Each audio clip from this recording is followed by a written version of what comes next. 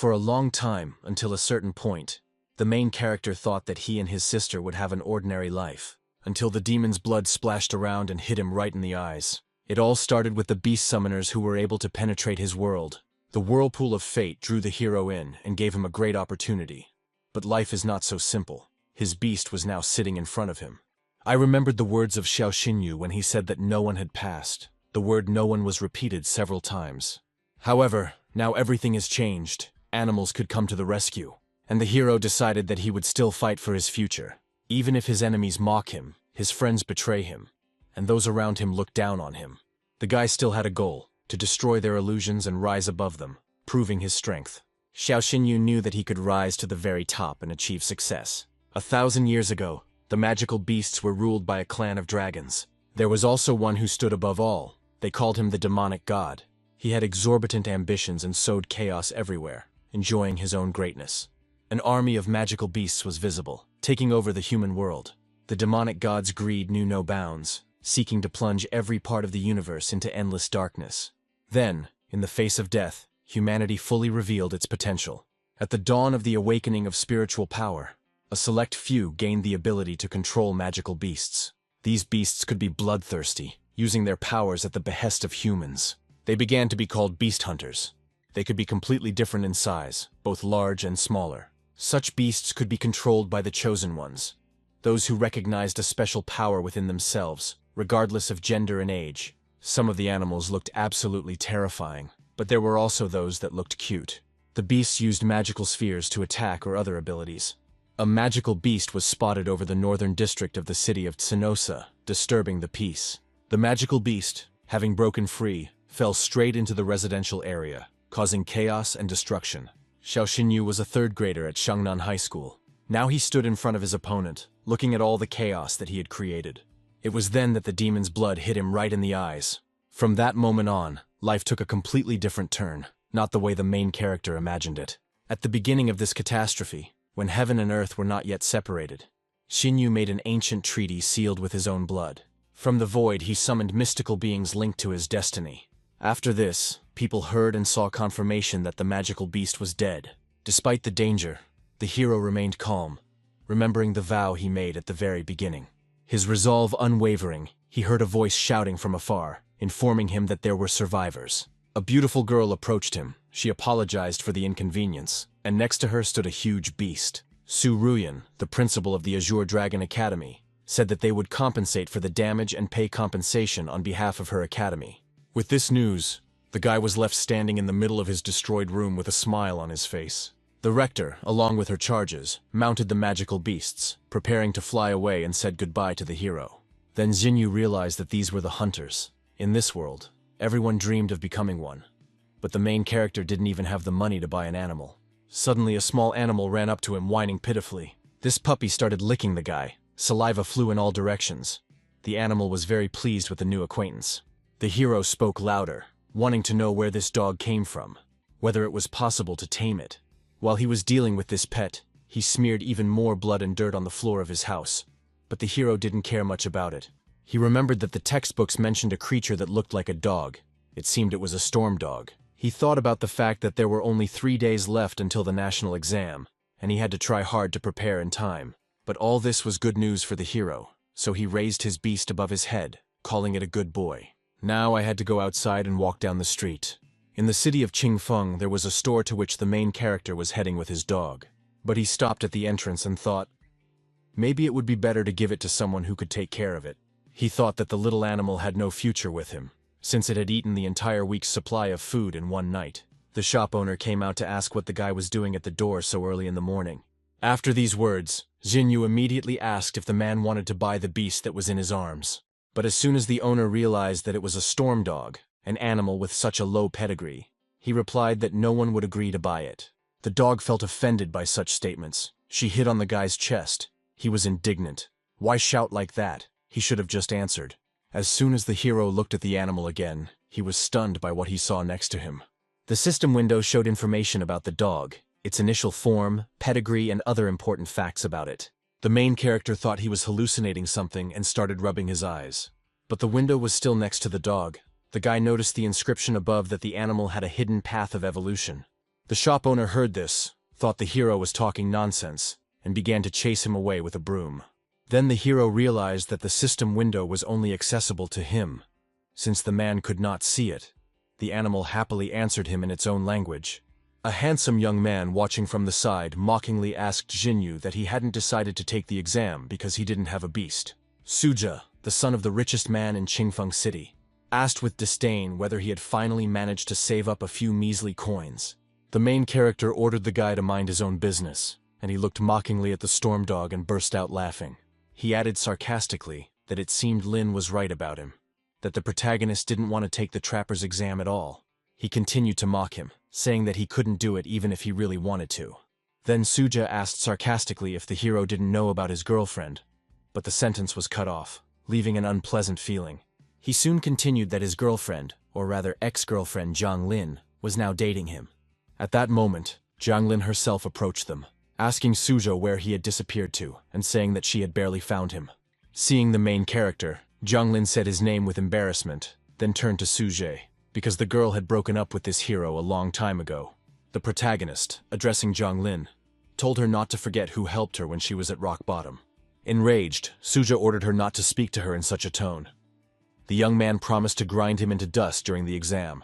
3 days later, it was a clear day, although a little windy. The National Trapper Examination began in Zealand Square, with the city center welcoming candidates and announcing the start of the test. At this time, the main character approached the square, a little nervous, which could be seen by his slightly shaking legs. Many of the participants noticed the hero, Xiao Xinyu. They whispered, asking why he even came here, since he didn't even have a beast. They chuckled at how this loser even dared to do such a thing, but 3 days earlier the hero had submitted an application. This news was a shock, as the Azure Dragon Academy was the best of the 4 great academies. The protagonist politely greeted the examiner, saying that he had come for the exam. One of the examiners, a teacher from the admissions committee named Chen Qingyan, asked again whether he was really Xiao Xinyu. He noted with surprise that he was the only student in Qingfeng City who applied to their academy. Suja then loudly declared that Xiao Xinyu truly knew no bounds. He recalled that over the past 5 years, only 8 students from their city had applied to the academy, and added that none of them had passed. The guy even said that he was ready to kneel and call him father if the main character succeeded, but immediately added that this would not happen. But Xinyu looked at Suja ominously, and told him to be prepared for the fact that he would soon have 2 dads. The arrogant guy didn't have time to answer. The main character told the teacher that he was ready. They could begin. The teacher replied that the selection process for the academy was very strict, and if he failed the exam, he would no longer be able to enter the Trapper Academy. The hero replied that he understood all this, despite the ridicule from the other students. Then the teacher announced the first test, a test of spiritual strength using a special ball. The guy touched this ball and the calculation of its power began. The indicator of his spiritual strength on the device froze at a modest figure of 316. The guys around him weren't even whispering anymore, but were laughing out loud at the main character, because he hadn't even come close to the threshold. The teacher, sighing in disappointment, noted that at first he thought he had a promising student in front of him and called on the next candidate. However, suddenly someone in the audience noticed that the spiritual power indicator on the screen began to change. At first it jumped rapidly to 700. Then it continued to grow, even surpassing the 800 mark, and some in the crowd wondered if the device had broken, because that was incredible. The hero's spiritual strength indicator stopped at the incredible figure of 1028. Someone in the crowd exclaimed, asking what kind of monster he was, while Xinyu stood confidently, looking at the crowd. The hero knew that the indicator of spiritual strength is directly related to the potential of a hunter. Every 100 units allows you to enter into a contract with one magical beast. If the hero has 1028 units, then in the future, Xiao Xinyu may even become a 10-star beast hunter. This thought seemed to give the protagonist even more strength and self-confidence. The examiner quietly said that the 10-star hunter was something incredible. He added that only a few of these have appeared in the Dragon Country in recent decades. One such person was a beautiful, strict girl. One of the examiners respectfully remarked that it looked like they had found another genius. Lin reminded him that there were 2 tests at the academy, and Su Cheng dismissively stated that he would definitely fail the next test. However, then one of the representatives intervened, saying that it seemed that there had been a slight malfunction in the spiritual power meter. The final result rose to 1032. Then he quietly said that he was 2 units higher than Yaning Shuang. The teacher ordered not to tell anyone about this and received confirmation. The second test, the test of the quality of the magical beast's bloodline, was announced. The examiner called candidate Xiao Xinyu and ordered him to summon his beast. Xiao Xinyu confidently summoned his beast Black Fang, saying that it was his turn now. He repeated his name again and called out even louder so that he would definitely hear him. The crowd of onlookers watched with interest to see what kind of beast this new guy had. At first, only the ear of this wonderful dog was visible. Then his little face appeared. The pet was sleeping soundly. A bubble was inflating through his nostrils as he breathed. Someone loudly protested, asking who would sign a contract with a storm dog these days. The examiner explained seriously that, in addition to spiritual strength, the quality of the bloodline is the decisive factor limiting the development of hunters. Teacher Chen Qingyan had already started to tell Xiao Xinyu that he was very sorry. However, his words were interrupted by a sudden cry from the crowd. Everyone stopped and looked, declaring that it was not a storm dog at all. Everyone froze in amazement as they watched the original storm dog begin to transform. Soon he grew up before our eyes and acquired a new form. People could not believe their eyes, claiming that dogs do not have a path of evolution. A system window with new creature data appeared in the air. It showed a hellish storm wolf. Examiner Chen Qingyan quietly and with deep respect said Xiao Xinyu's name. The teacher looked at the main character and noted with approval that this guy knew how to surprise. He then officially announced that the test had been passed and warmly greeted them, saying, "Welcome to the Azure Dragon Academy." Seeing this, Su Cheng muttered in anger that he couldn't believe that he had passed and decided to leave quickly, saying that it was time to get out. However, the main character stopped him, asking where he was going, mockingly asking that he wouldn't even say goodbye to his father. At first, the guy didn't know what to answer, thinking at first to just run away.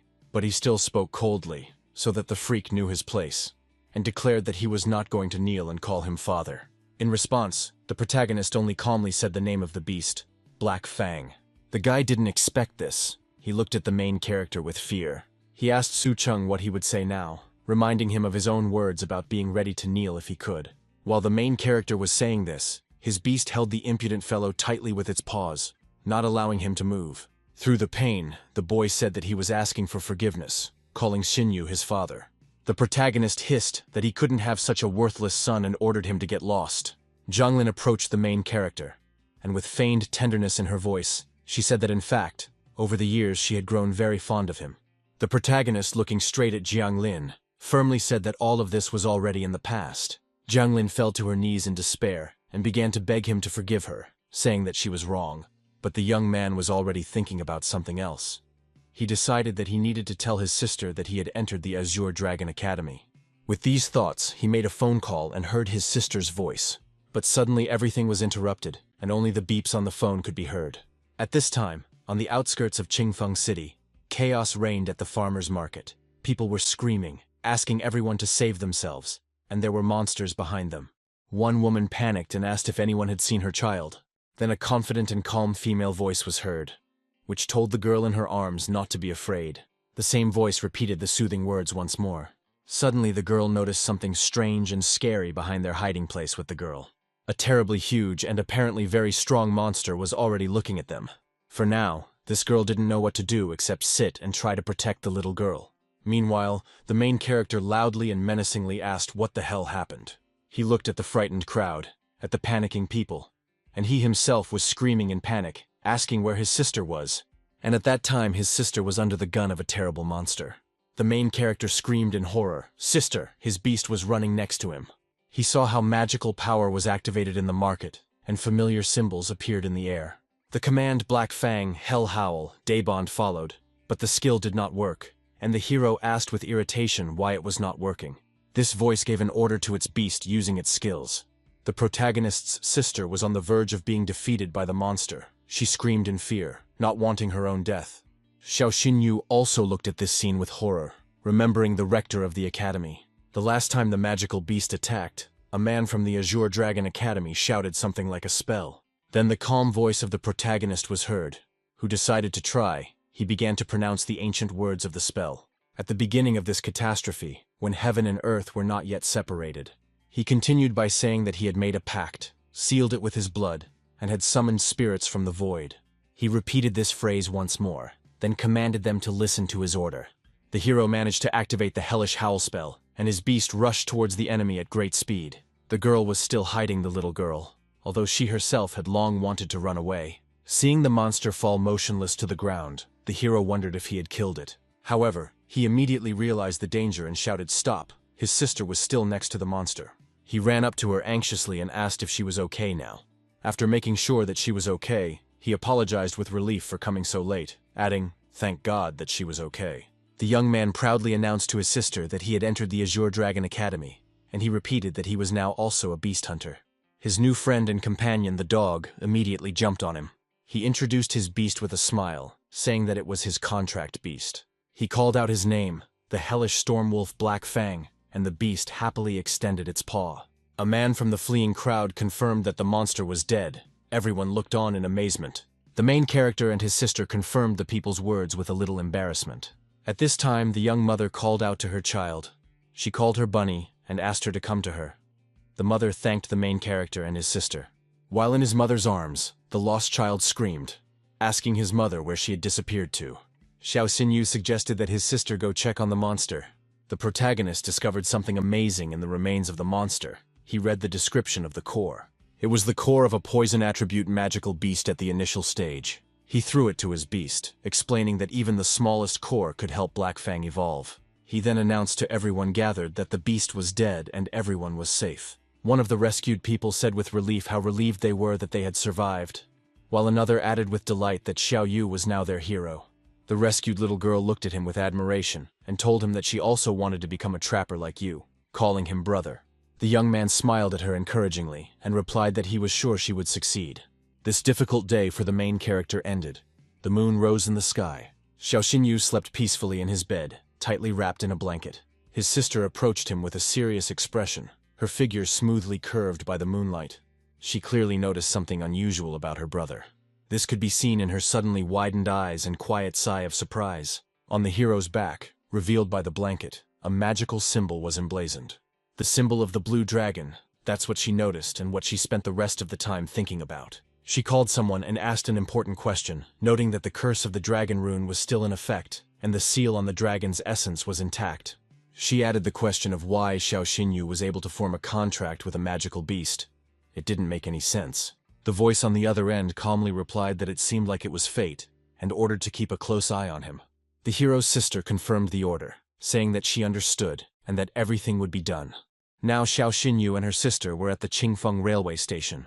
The protagonist's family offered him a basket of salted duck eggs, asking him to take them because he loved them so much as a child. Two guys stood waiting for the train to arrive. The young man politely thanked everyone, saying that they should not see him off. He would come again during the holidays. He seated his sister on the train, telling her to sit down, and the train moved off, marking the beginning of his new journey. A few hours later, passengers were alerted to the presence of magical beasts on the railway line, and the possibility of carriage shaking. The train successfully passed the first dangerous section, and an announcement informed passengers that they were continuing on schedule. The protagonist sighed with relief, telling his sister that it was good that nothing had happened, and they were almost at Longyin City. However, soon the announcement again interrupted the peace, reporting that magical beasts, a flock of three-eyed giant monkeys, had been spotted ahead. The protagonist looked into the distance with apprehension, listening to this. The passengers began to panic. One of them exclaimed in horror what was happening. Someone else asked in despair what they should do now, and whether no one would deal with them. The panic increased when a passenger shouted for everyone to run, as the animals were breaking into the carriage. The main character ordered his sister to sit still and not go out, and she asked what he was going to do. The girl fell to her knees and asked her brother to stop and not to do what he had planned. The huge beast looked straight at the main character. It was unknown what it could do to him. The hero had no plan for this situation. He had to find a way out somehow. At that moment, someone hit the thug in the face, temporarily disorienting him.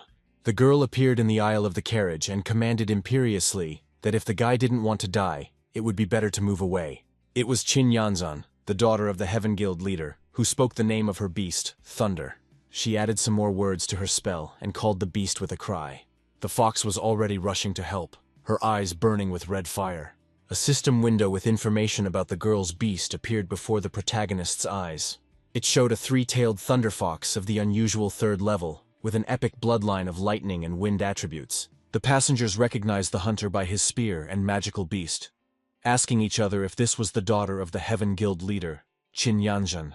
Some had already started celebrating, shouting that they were saved, but the protagonist looked confident and asked if they were absolutely sure about it. He ordered everyone to quickly get out of the carriage. One of the passengers noted with alarm that the three-eyed giant apes lived in a pack. As soon as he said how it was possible that there was only one monkey, there became more of them. The protagonist, without hesitation, ordered his beast to go forward, deciding to help the girl. However, the situation quickly worsened, and the girl exclaimed in annoyance that there were so many of them. Xinyu shouted a warning towards the hunter. The boy immediately gave an order to his beast Black Fang, using the skill bonds of hell. Black Fang began his transformation. Now he was no longer a small, defenseless dog. With the help of magic, the huge monkeys were immobilized and could do nothing more. After defeating the threat together, Qin Yanzhen thanked the protagonist for his help. The young man modestly replied that any trapper would have done exactly the same. When the girl noted with slight surprise that she didn't expect that he was also a hunter, the guy became thoughtful. Then the heroine turned her attention to her beast. At that moment, the system window appeared before the protagonist's eyes again. The protagonist noticed that lately her fox has been becoming too active during battles, and then very lethargic afterwards. The girl asked him in amazement how he knew, and the young man replied that she had post-traumatic stress disorder. The girl thanked him warmly, calling him brother, and saying that upon his arrival he would immediately begin treating her. She also realized with relief why her fox Xiao had hardly washed herself lately. She then announced with energy and enthusiasm that from now on he was her little brother. His real sister was watching all this the whole time. She walked up to the two and stood between them. The protagonist's sister jealously declared that it was her brother. The girl looked her straight in the eyes with a little malice, trying to understand what she wanted. Qin Yanzhen asked with a slight smile if this was true. The hero's sister indignantly shouted that it was, after all, her brother. Qin Yanzhen playfully answered no. A playful argument broke out between the girls about who owned the main character, with the words that no one would ever let him go. A ceremony for first-year students was taking place in the central square of the Azure Dragon Academy. Dean of the Academy Lin Kang and Vice Dean Wang Dongsheng were present on stage to welcome the new students. The secretary asked everyone to be patient and wait for the rector. Xiao Xinyu was also here. After saying goodbye to his sister and Qin Yanzhen, the protagonist finally reached the academy. He stood among the other newcomers, full of anticipation and excitement. There was a commotion among the first-year students. A lion suddenly appeared in front of them and roared in their faces. Someone exclaimed upon seeing the purple fire lion. Someone from the crowd confirmed that Rector Su had arrived, and the crowd screamed in admiration at how cool it was. The name of Rector Su Ruyan was heard loudly and with respect. The purple lion walked, not caring about the noise around him. Then the lion, with the rector, flew up. The crowd excitedly waited to see what would happen. The rector calmly descended from her beast. At the ceremony, one of the teachers politely asked the rector to say a few words to the first-year students. The protagonist recognized her, exclaiming that this was the same woman who had defeated the shadow magic dragon back then. Rector Su Ruyan congratulated everyone on their admission to their academy. Then her expression turned serious, and she reminded the students of one important thing. She stated that in the Azure Dragon Academy, they must obey her rules. The rector emphasized that no matter whether they were from a noble family or a poor one, no one present dared to interrupt her. The rector explained the 8th rule of the academy, which dealt with conflicts that arise between students. The hero thought that the 8th rule might seem harsh, but in fact it prevents the offspring of noble families from using their power.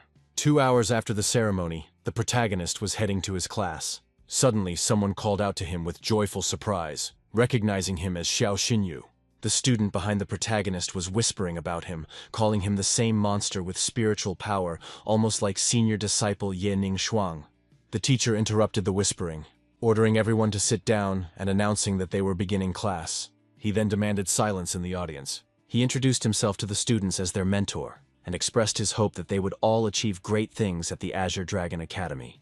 He began writing the lesson topic on the board while the students waited for his instructions. Chen Qingyan began the class by asking the students to open the first chapter of the illustrated handbook of magical beasts. He explained that the strength of a magical beast is determined by 2 factors.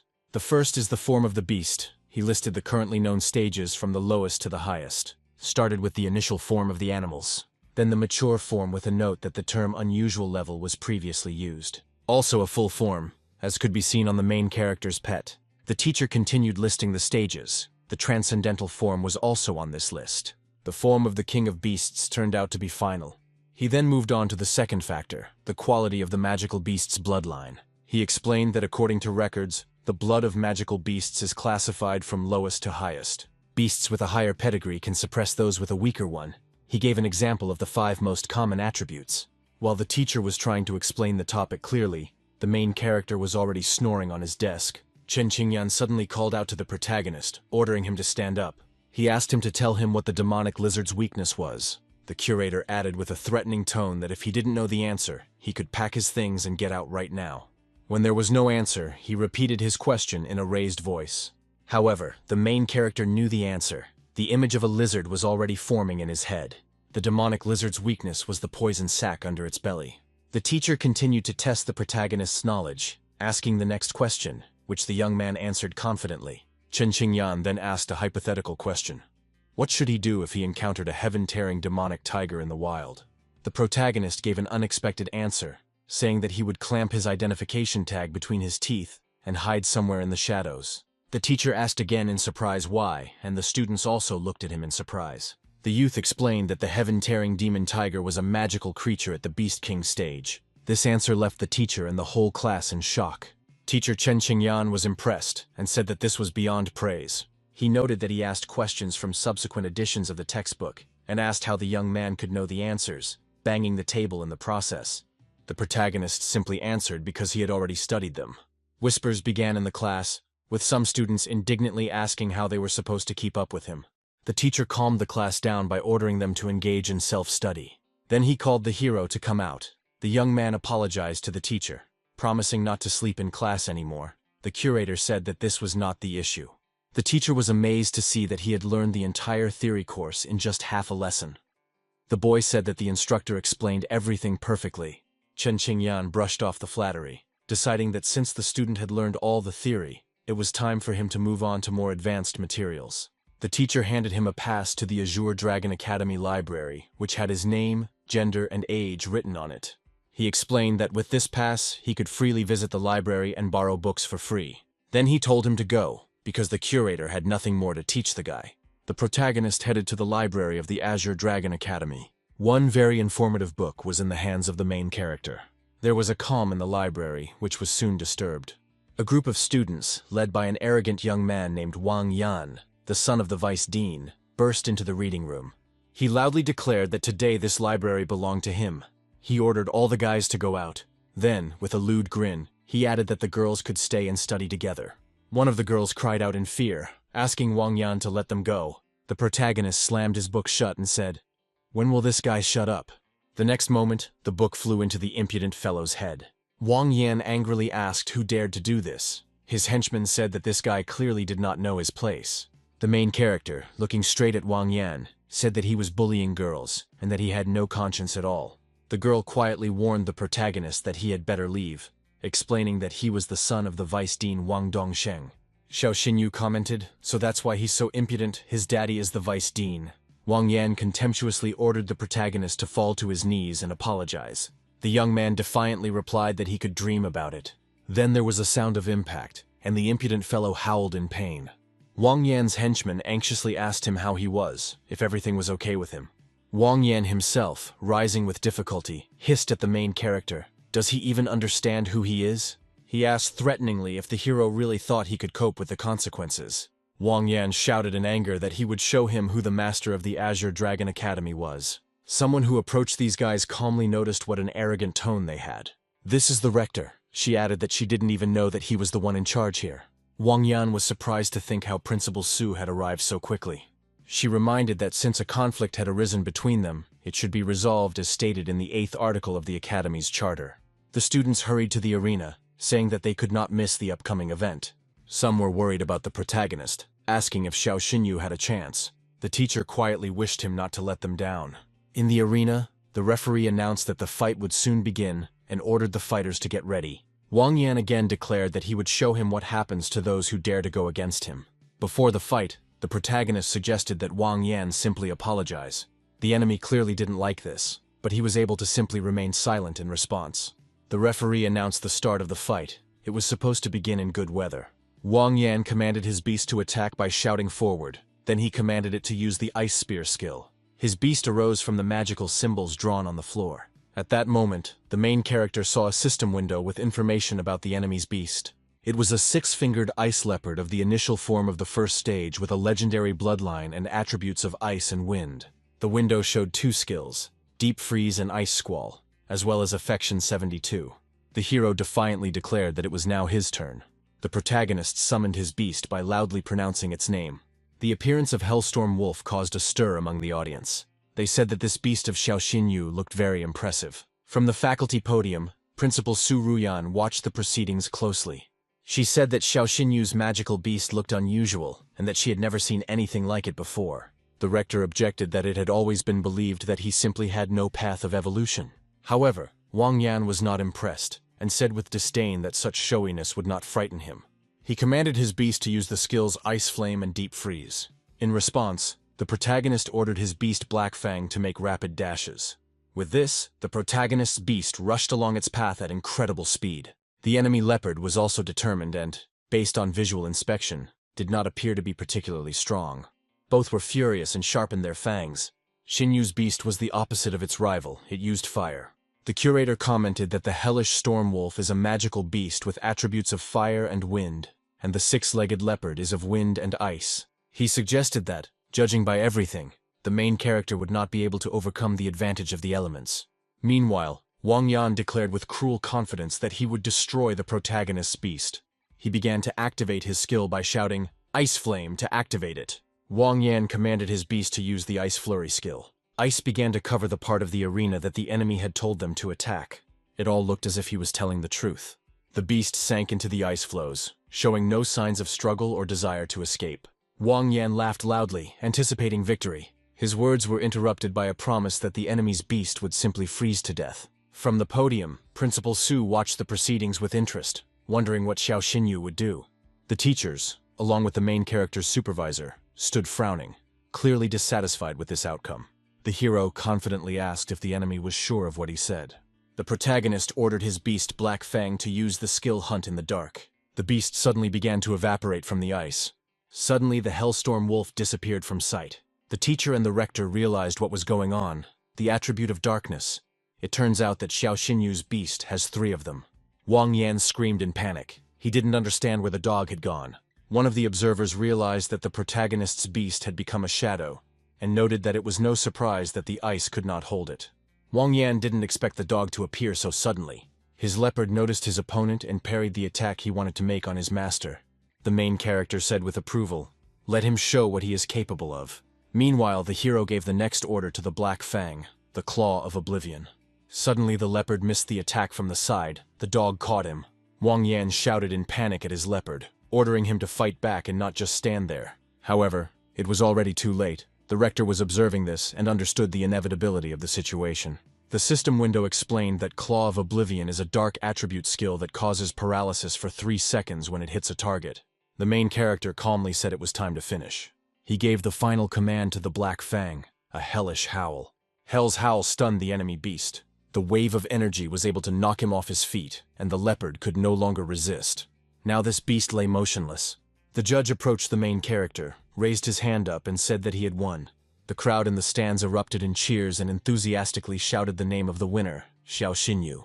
Wang Yan was shocked and couldn't believe what was happening, muttering that it was impossible. The protagonist calmly approached the defeated enemy and said that he had lost. The principal reminded Wang Yan that according to school rules, he must apologize properly. She added coldly that it was time to stop this farce. Defeated and humiliated, Wang Yan was forced to mutter an apology through his teeth.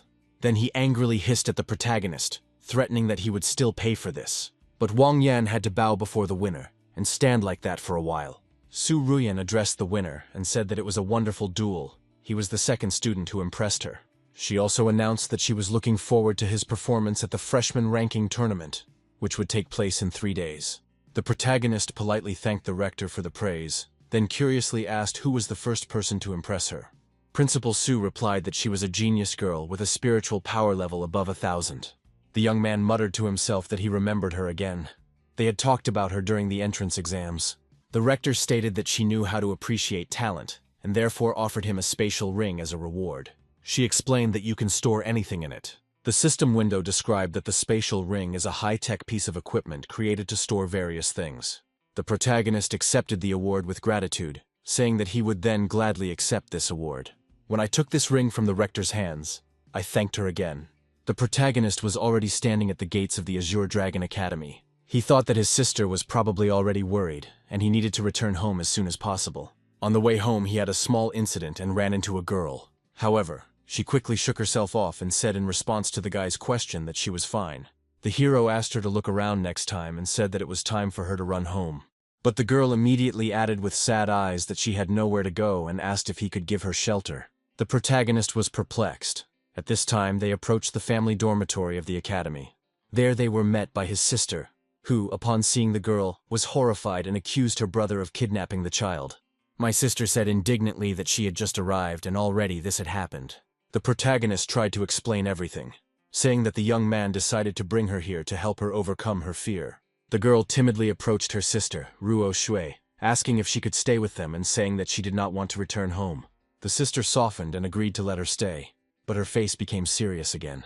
She strictly ordered her brother to remember that he should not date a girl from the Ye family. There was a crowd of people at the gates of the Azure Dragon Academy. The main character muttered something to himself about Yi's family.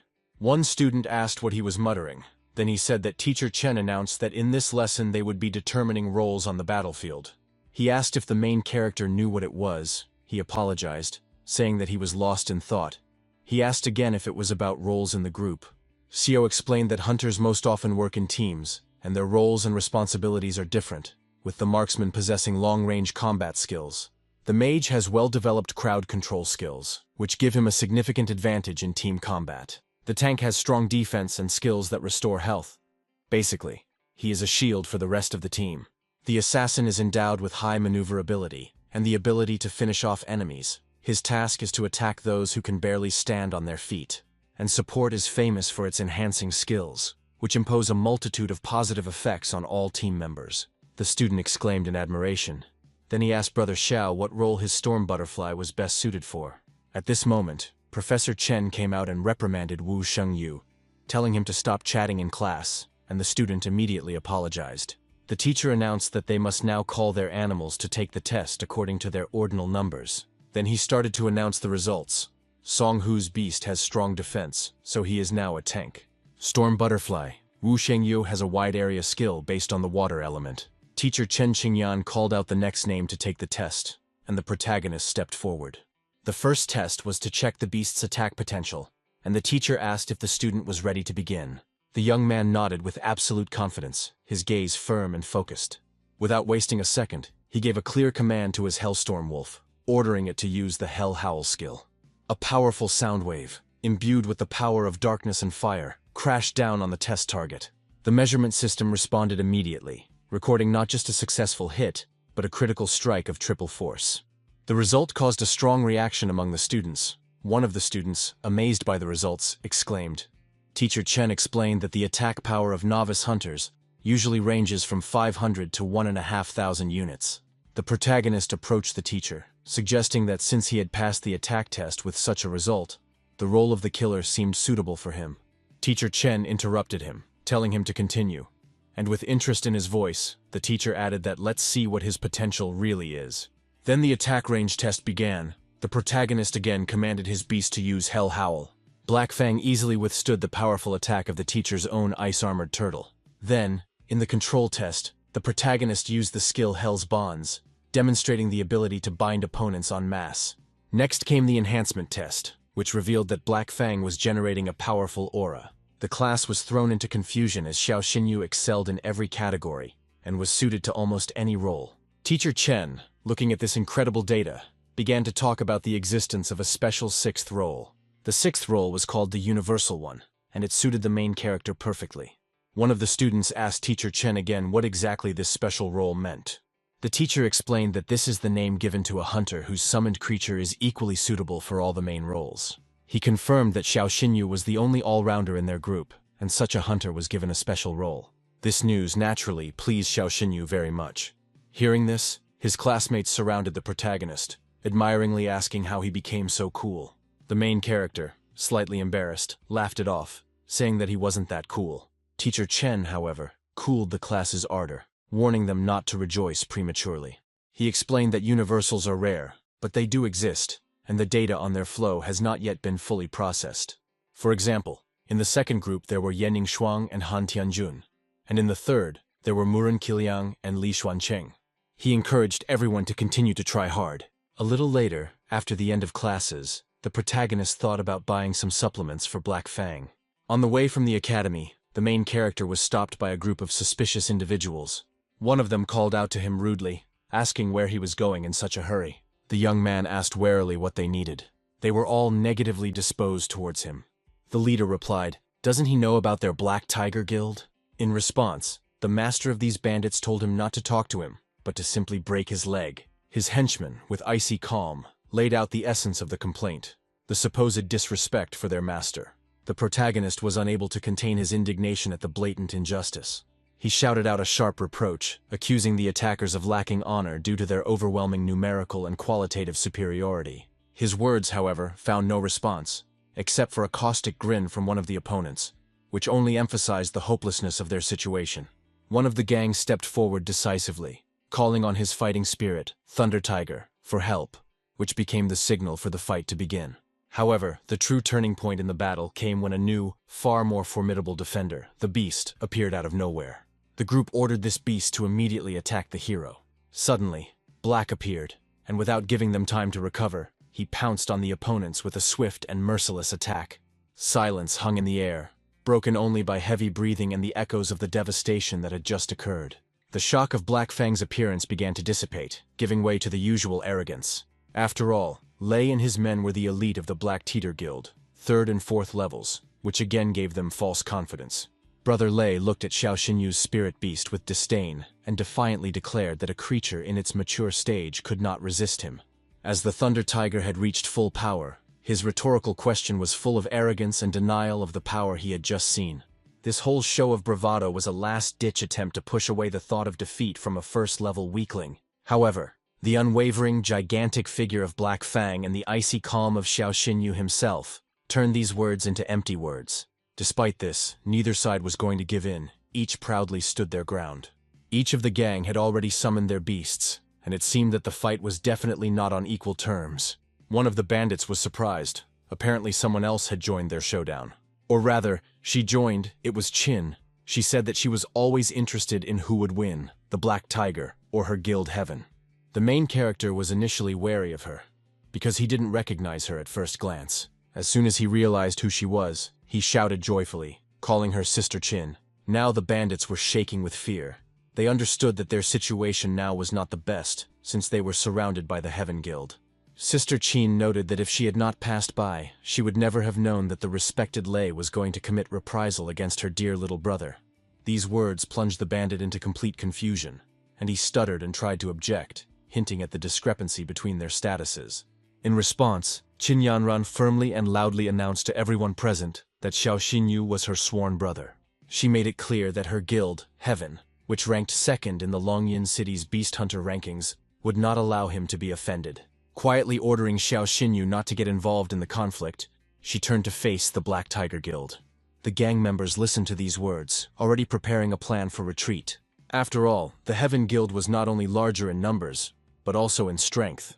The girl's figure seemed to grow as she declared that anyone who wanted to hurt her brother would have to deal with her personally first. The guild member, completely disheartened, began to fawningly make excuses to Miss Qin. In a desperate attempt to save his own skin, he immediately pointed the finger at that same young Master Wang, claiming that he was the one who hired them to kill Xiao Xinyu. Receiving a silent but eloquent look from Qin Yanran that clearly indicated what he should do, he hurriedly nodded. He immediately switched sides, ordering his own men to teach their recent employer, Mr. Wang, a lesson. The mercenaries rushed to carry out the order without hesitation, and Mr. Wang's desperate cries of betrayal were drowned out by the sounds of beatings. After the commotion died down, Qin Yanran gently asked Xiao Xinyu how he managed to encounter such people. After the incident was over, Qin Yanran brought Xiao Xinyu to her Heaven Guild to show off her capabilities. She then began the tour, showing off the recreation area with golf and a sauna for relaxing after assignments. She led us into a spacious conference room for important meetings and planning. She then showed the medical area with advanced equipment and a wide range of medicines. And finally, she spoke with particular pride about the team of highly qualified animal doctors. Xiao Xinyu, impressed by what he saw, approached Qin Yanran with a request to join the heavens and become a beast doctor. However, before she could answer, her aunt, the deputy guild leader, whose surname was Liu, approached them. Upon learning of the young man's request, the woman rejected it with cold arrogance and mockery. Qin Yanran decisively introduced Xiao Xinyu to her aunt, reminding her that it was this same sworn brother who helped her on the train back then. At this moment, a guild employee panicked and informed Deputy Liu that several seriously injured beasts had just been delivered. He explained that there was a catastrophic shortage of personnel to treat them, to which the deputy, maintaining a semblance of calm, ordered that assistance be requested from other branches. Despite her aunt's cold refusal, Qin Yanran insistently asked her to trust Xiao Xinyu at this critical moment. The situation in the medical area quickly escalated. Panicked staff reported that the seriously wounded animals were bleeding heavily. At this moment, Xiao Xinyu, seeing the despair and hopelessness of the situation, resolutely stepped forward and loudly declared that he would help. His voice rang with such confidence that even Deputy Liu froze for a moment. Without wasting a second, Xiao Xinyu, without waiting for official permission, rushed into the epicenter of chaos. The arriving employee commandingly demanded that the scurrying employees step aside and make way for him to reach the operating room. An atmosphere of despair reigned in the operating room. A huge hornsteel, which was in the third stage of its mature form, was bleeding from a wound. Conventional methods, clamps and medications, proved useless against a special poison that interfered with regeneration and prevented the blood from clotting. The doctors threw up their hands in helplessness. At this critical moment, Xiao Xinyu carefully examined the wound. The protagonist analyzed the situation, calmly thinking about his plan. He told the owner of the hornbill that he could help eliminate the problem of greenish mucus. However, there was one catch, which meant that the method would be non-standard and would require special conditions. The owner of the wounded animal, realizing that he had no choice, desperately asked Xiao Xinyu to help his dog. Xiao Xinyu gave clear instructions on how to prepare the medicine, ordering him to mix the heavenly herb and purple crystal flower. One of the doctors present objected with horror that all of the ingredients listed were highly toxic. To this, Xiao Xinyu imperiously demanded that the medicine be prepared immediately according to his prescription, declaring that otherwise they would only be wasting time. The beast's owner, seeing the staff's hesitation, abruptly ordered them to stop standing and do as Xiao Xinyu said. The staff complied, hastily prepared the medicine, and within 5 minutes everything was ready for the decisive stage of treatment. The medicine prepared according to a non-standard recipe was given to Xiao Xinyu, a risky method based on the principle that like cures like, and the use of toxic ingredients. The protagonist, without a doubt, began to apply the mixture to the hornbill's wound. The beast roared from the sharp, unpleasant sensations. The bleeding was stopped and the natural healing process began. The owner of the animal, not hiding his tears of relief, joyfully hugged his pet named Sharik. Deputy Liu swallowed her pride and had to admit that she had jumped to conclusions and praised his skills highly. She formally invited him to join the Heaven Guild for a special position as a pharmacist, to which Xiao Xinyu readily agreed. Later, when he returned home, he explained to his sister the reason for the delay, saying that he had signed an employment contract with the guild. The sister, feigning offense, suggested that her brother had completely forgotten about her, having found himself a rich woman, to which Xiao Xinyu sincerely objected. He wanted to get through to his sister by loudly explaining to her that everything was wrong. When a little girl curiously asked if the profession of a pharmacist was edible, he explained with a smile that this was not entirely true. However now, working in heaven, he would earn good money to provide for them, and this made both of them very happy. At this time, an oppressive atmosphere reigned in the room of their offender, young Master Wang. Wang himself, beaten and humiliated, shouted Xiao Xinyu's name in rage. His father, an influential man surnamed Wang, was furious when he learned of what had happened. It was an unimaginable insult to him that his son had lost to some insignificant weakling and country bumpkin from a small town. He furiously scolded his son, declaring that he had disgraced not only himself, but their entire family. In an attempt to somehow justify himself, young Wang muttered in a trembling voice that Xiao Xinyu's spirit beast possessed 3 attributes at once. But the father hinted to his son that if Xiao Xinyu accidentally died at the hands of a magical beast, it would have nothing to do with them. Meanwhile, a new test was announced at the academy for all newly arrived students. The teacher said it was supposed to be broadcast in real time. Each student was given special bracelets that recorded the number of creatures killed and kept a log of combat actions. A scoring system was announced. For the kill, the test was supposed to be not only a test of strength for Xiao Xinyu, but also a potential trap. Before the start of the exam, the deputy rector announced the results of the entrance tests and named this year's particularly gifted students. To everyone's surprise, there were two generalists in the first class, Murong Yangshuo, the eldest son of the famous Murong family. Also his sister, Murong Xinshin. The third universal driver, but already in the third class, was named Xiao Xinyu. The presence of two representatives of one of the four great dynasties of trappers spoke of the exceptional level of recruitment. The live broadcast of the test from Yunyuan Mountain has begun. Host Yanshu welcomed the audience and immediately engaged them in discussion. The rector asked the deputy, whose surname was Wang, how many magical beasts he thought Xiao Xinyu could kill. Deputy Wang answered skeptically that no more than 50, and even then with some reserve. However, the teacher present in the studio did not agree with this assessment. Considering his talent, he would be able to kill 80 animals. In response to this, the rector asked a provocative question with a smile. What if both experts are wrong? The test officially began, and the newcomers entered the territory of Yunyuan Mountain. Less than half an hour later, the first results began to come in. A second-grade student named Wang Lin successfully killed a short-tailed bear. Soon the total number of magical beasts killed exceeded 10, and then 20. However, the real test for all participants was a special opponent, the white griffin. The presenter explained to the audience that this was the only animal in this test that had achieved a complete, perfect form. His unique ability, spatial dash, not only allowed him to close the distance to his target, but also strengthened any attack. The white griffin continued to demonstrate its strength, easily defeating even beasts such as the silver-fanged snake. Meanwhile, while his sister was entering the battle, Murong Yangshuo was calmly extracting a magic core from another defeated beast. His counter already showed impressive figures, about 50 kills. However, the host turned the viewer's attention to his sister, Murong Xinshin. Her war beast was revealed to be something of an unusual bone-winged wyvern with a legendary lineage. Moreover, the presenter noted with surprise that this was the only non-living animal in the entire test, which made it even more unique. Murong Xingxin entered into a fight with a formidable opponent, a bloodthirsty lion, a second-stage mature magical beast. However, when faced with her bone-winged wyvern, even this powerful beast was doomed. If she had defeated him, her kill count would have reached 51, allowing her to overtake her brother. However, the next piece of news surprised everyone, including Murong Yangshuo himself, who noted with bewilderment that someone had gotten ahead of his sister. Just a moment ago, everything indicated that Murong Yangshuo's sister was destined to win. She controlled her special beast. The bone-winged wyvern carried out all of its mistress's instructions brilliantly.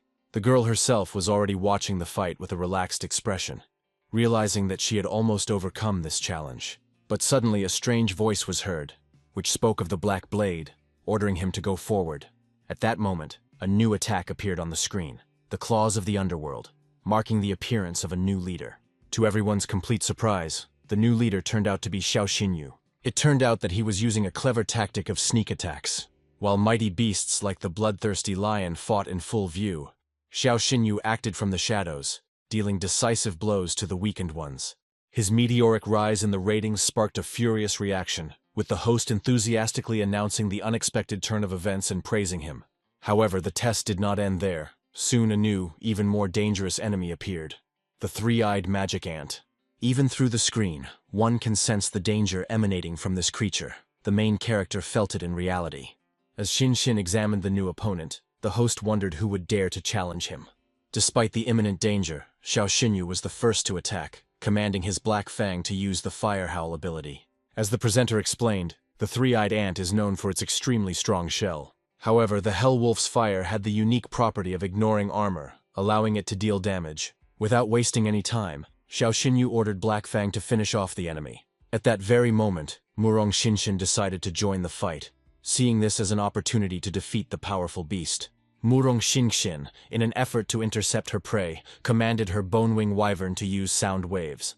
The purpose of this maneuver was to immediately unleash her own powerful attack, Necrotic Flame, and gain the kill points herself. She saw a magical artifact lying on the ground. I immediately reached out to take it for myself. Xiao Xinyu, watching this, remarked sarcastically that he didn't think his classmate was so vindictive. The situation escalated to the limit, with both opponents' scores showing 51. However, a direct clash never took place. Murong Xingxin adopted a different, more insidious tactic. She began to systematically intercept Xiao Xinyu's prey. In the last half hour of the test, she firmly secured first place, tracking down the monsters that Xiao Xinyu found. She killed them right under his nose, taking away his points. It seemed that wherever he went, his vengeful rival immediately appeared next to him. The host stated that there was less than an hour left until the end of the challenge, and the question of who would ultimately win remained open. The tension reached its peak. Murong Xinshin justified her actions with a proud and hurt expression. The audience was divided. Some admired Murong Xinshin's strength, comparing her to Icarus. At this moment, Xiao Xinyu said that he would not give in to her anymore, and the host delightedly announced that Xiao Xinyu had been holding back all this time. With less than half an hour left, the question of whether Xiao Xinyu would be able to return to first place hung in the air. In the remaining time, an incredible race unfolded. Xiao Xinyu began to target the flying magical beasts. This tactic worked, and he began to rapidly score points. Murong Xinshin, realizing that she was losing, could only call him a scoundrel in anger, to which he replied that this was the only word she knew. With less than a minute left, Xiao Xinyu confidently declared that she could no longer defeat him. The commentator stated that, unless something unexpected happens, Xiao Xinyu will take first place. The audience stood frozen in anticipation of the final result. However, at the very last moment, something unexpected and catastrophic happened. An incredibly powerful enemy appeared in the testing area, right in the path of Xiao Xinyu and Murong Xinshin. His appearance was so sudden and unnatural for the rookie testing area that it immediately caused panic. This new level of threat instantly erased all previous disputes about primacy, calling into question not victory, but survival itself. Perhaps this was the very accident that the Wang family had planned to arrange. However, the real cause of the disaster soon became clear. The appearance of the third form beast caused horror in her, who realized the full danger of the situation. This beast was now rushing straight towards the main character. The guy was now thinking about what he could do in this situation. But he didn't have time to think of anything. He and his dog were thrown back several meters. The girl was worried about her opponent. She shouted his name. She knelt down and carefully began to crawl to the edge of the abyss where Xiao was hanging with the animal. The beast Xinshin protected them from the newly arrived enemy. Mr. Wang Yan, Xiao Xinyu's main offender, came out of hiding, and everything became clear. He apparently used his connections to arrange Xiao Xinyu's accident, and when he saw it, he indignantly called out his name. The branch that Xiao Xinyu was holding onto fell down, along with him. Murong Xinshin screamed out Xiao Xinyu's name in horror. Teacher Chen, who was watching the broadcast, jumped up from his seat, determined to personally go and rescue his students.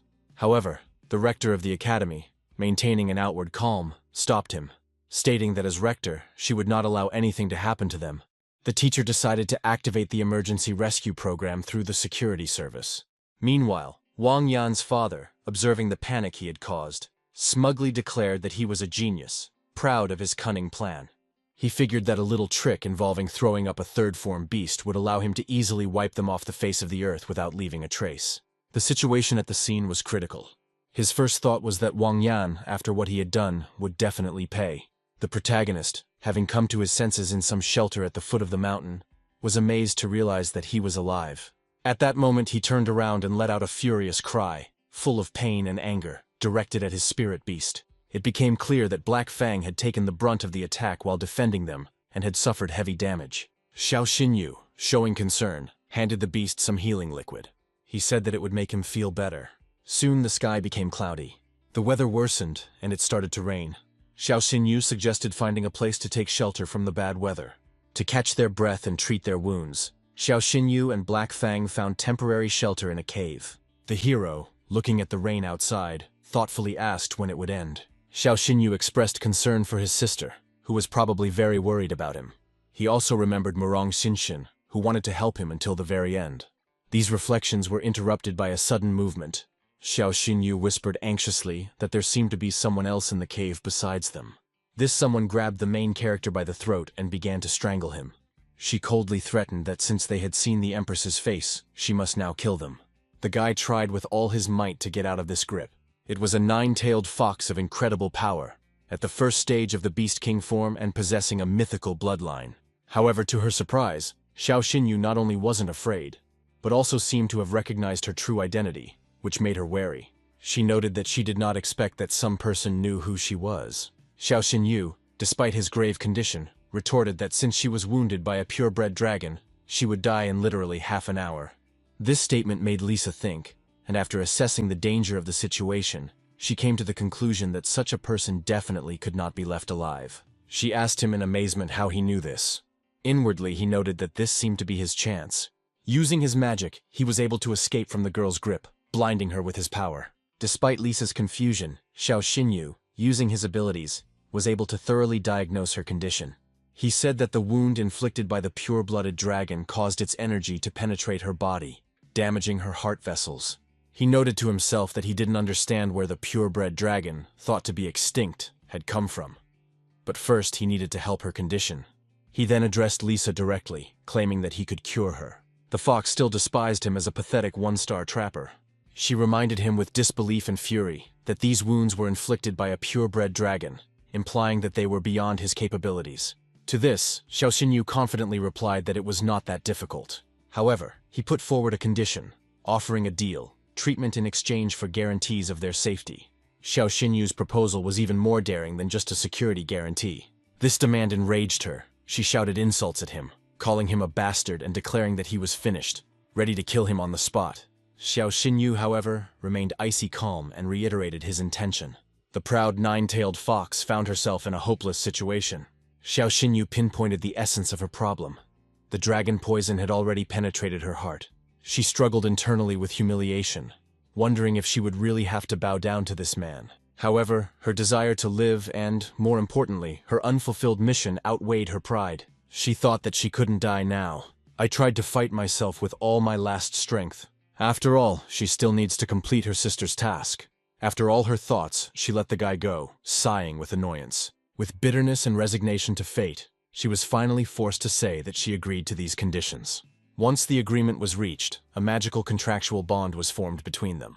Xiao Xinyu solemnly announced, injuring his finger in the process, that from now on, everything would change. Zan ended his ritual by saying that she now belonged to him, Xiao Xinyu. Then, with slight surprise or understanding, she whispered his name to herself again, only having learned what the guy's name was. Without further ado, the hero took action and began to undress, which caused shock and indignation in the nine-tailed fox. Xiao Xinyu calmly replied, "It's to cure." The protagonist asked how else he could give her his blood if not like this. He calmly suggested that she drink it directly. The fox was shocked and categorically refused this method, considering it unacceptable. Xiao Xinyu explained that his blood had special properties and would be able to protect the fox's heart from the dragon's poison. Through a flash of contract energy, the nine-tailed fox, still in disbelief, asked if he could heal her now. Realizing the hopelessness of the situation and that there was no turning back, Lisa, with a heavy heart, was forced to obey. As Xiao Xinyu's blood began to act, Lisa felt her heart, which had just recently been pierced by pain and poison, begin to ache. It began to fill with a previously unknown strength, warmth, and vital energy, indicating the beginning of the healing process. Xiao Xinyu explained that this was a temporary measure that would stabilize her condition for a while. Reluctantly, but obeying the agreement, the fox called himself Dailu. However, her submission was superficial. She immediately went on the offensive, demanding an explanation from her new master. Her main question, full of suspicion and curiosity, was how he knew that her wound was inflicted by a purebred dragon. This question touched on the very essence of Xiao Xinyu's unusual knowledge and abilities. The hero did not hide the truth. He explained that his eyes changed 2 months ago after dragon blood got into them. Now, when he concentrates, he sees in front of him an information panel with detailed data on any animal. It was thanks to this ability that he learned about her injury. Dailu, having studied his eyes, noted with amazement that they were very similar to the legendary eyes of the demon god, which were rumored. These rumors are that they can see all the information about any animal. She confirmed that his eyes had most likely changed under the influence of dragon blood, and became exactly these eyes. Internally, she weighed the pros and cons of this situation, but came to the conclusion that since he was her master, it might even be for the best. She explained that what he was seeing was simply a visualization of the abilities of a legendary and very real force in their world, and he was very lucky. The protagonist was surprised. Aren't the eyes of a demonic god a system? Dailu, hearing the word system, dismissed the idea with a sneer, saying that he was not a hero from a book and that it was time for him to stop reading so much fantasy. However, Xiao Xinyu still had doubts.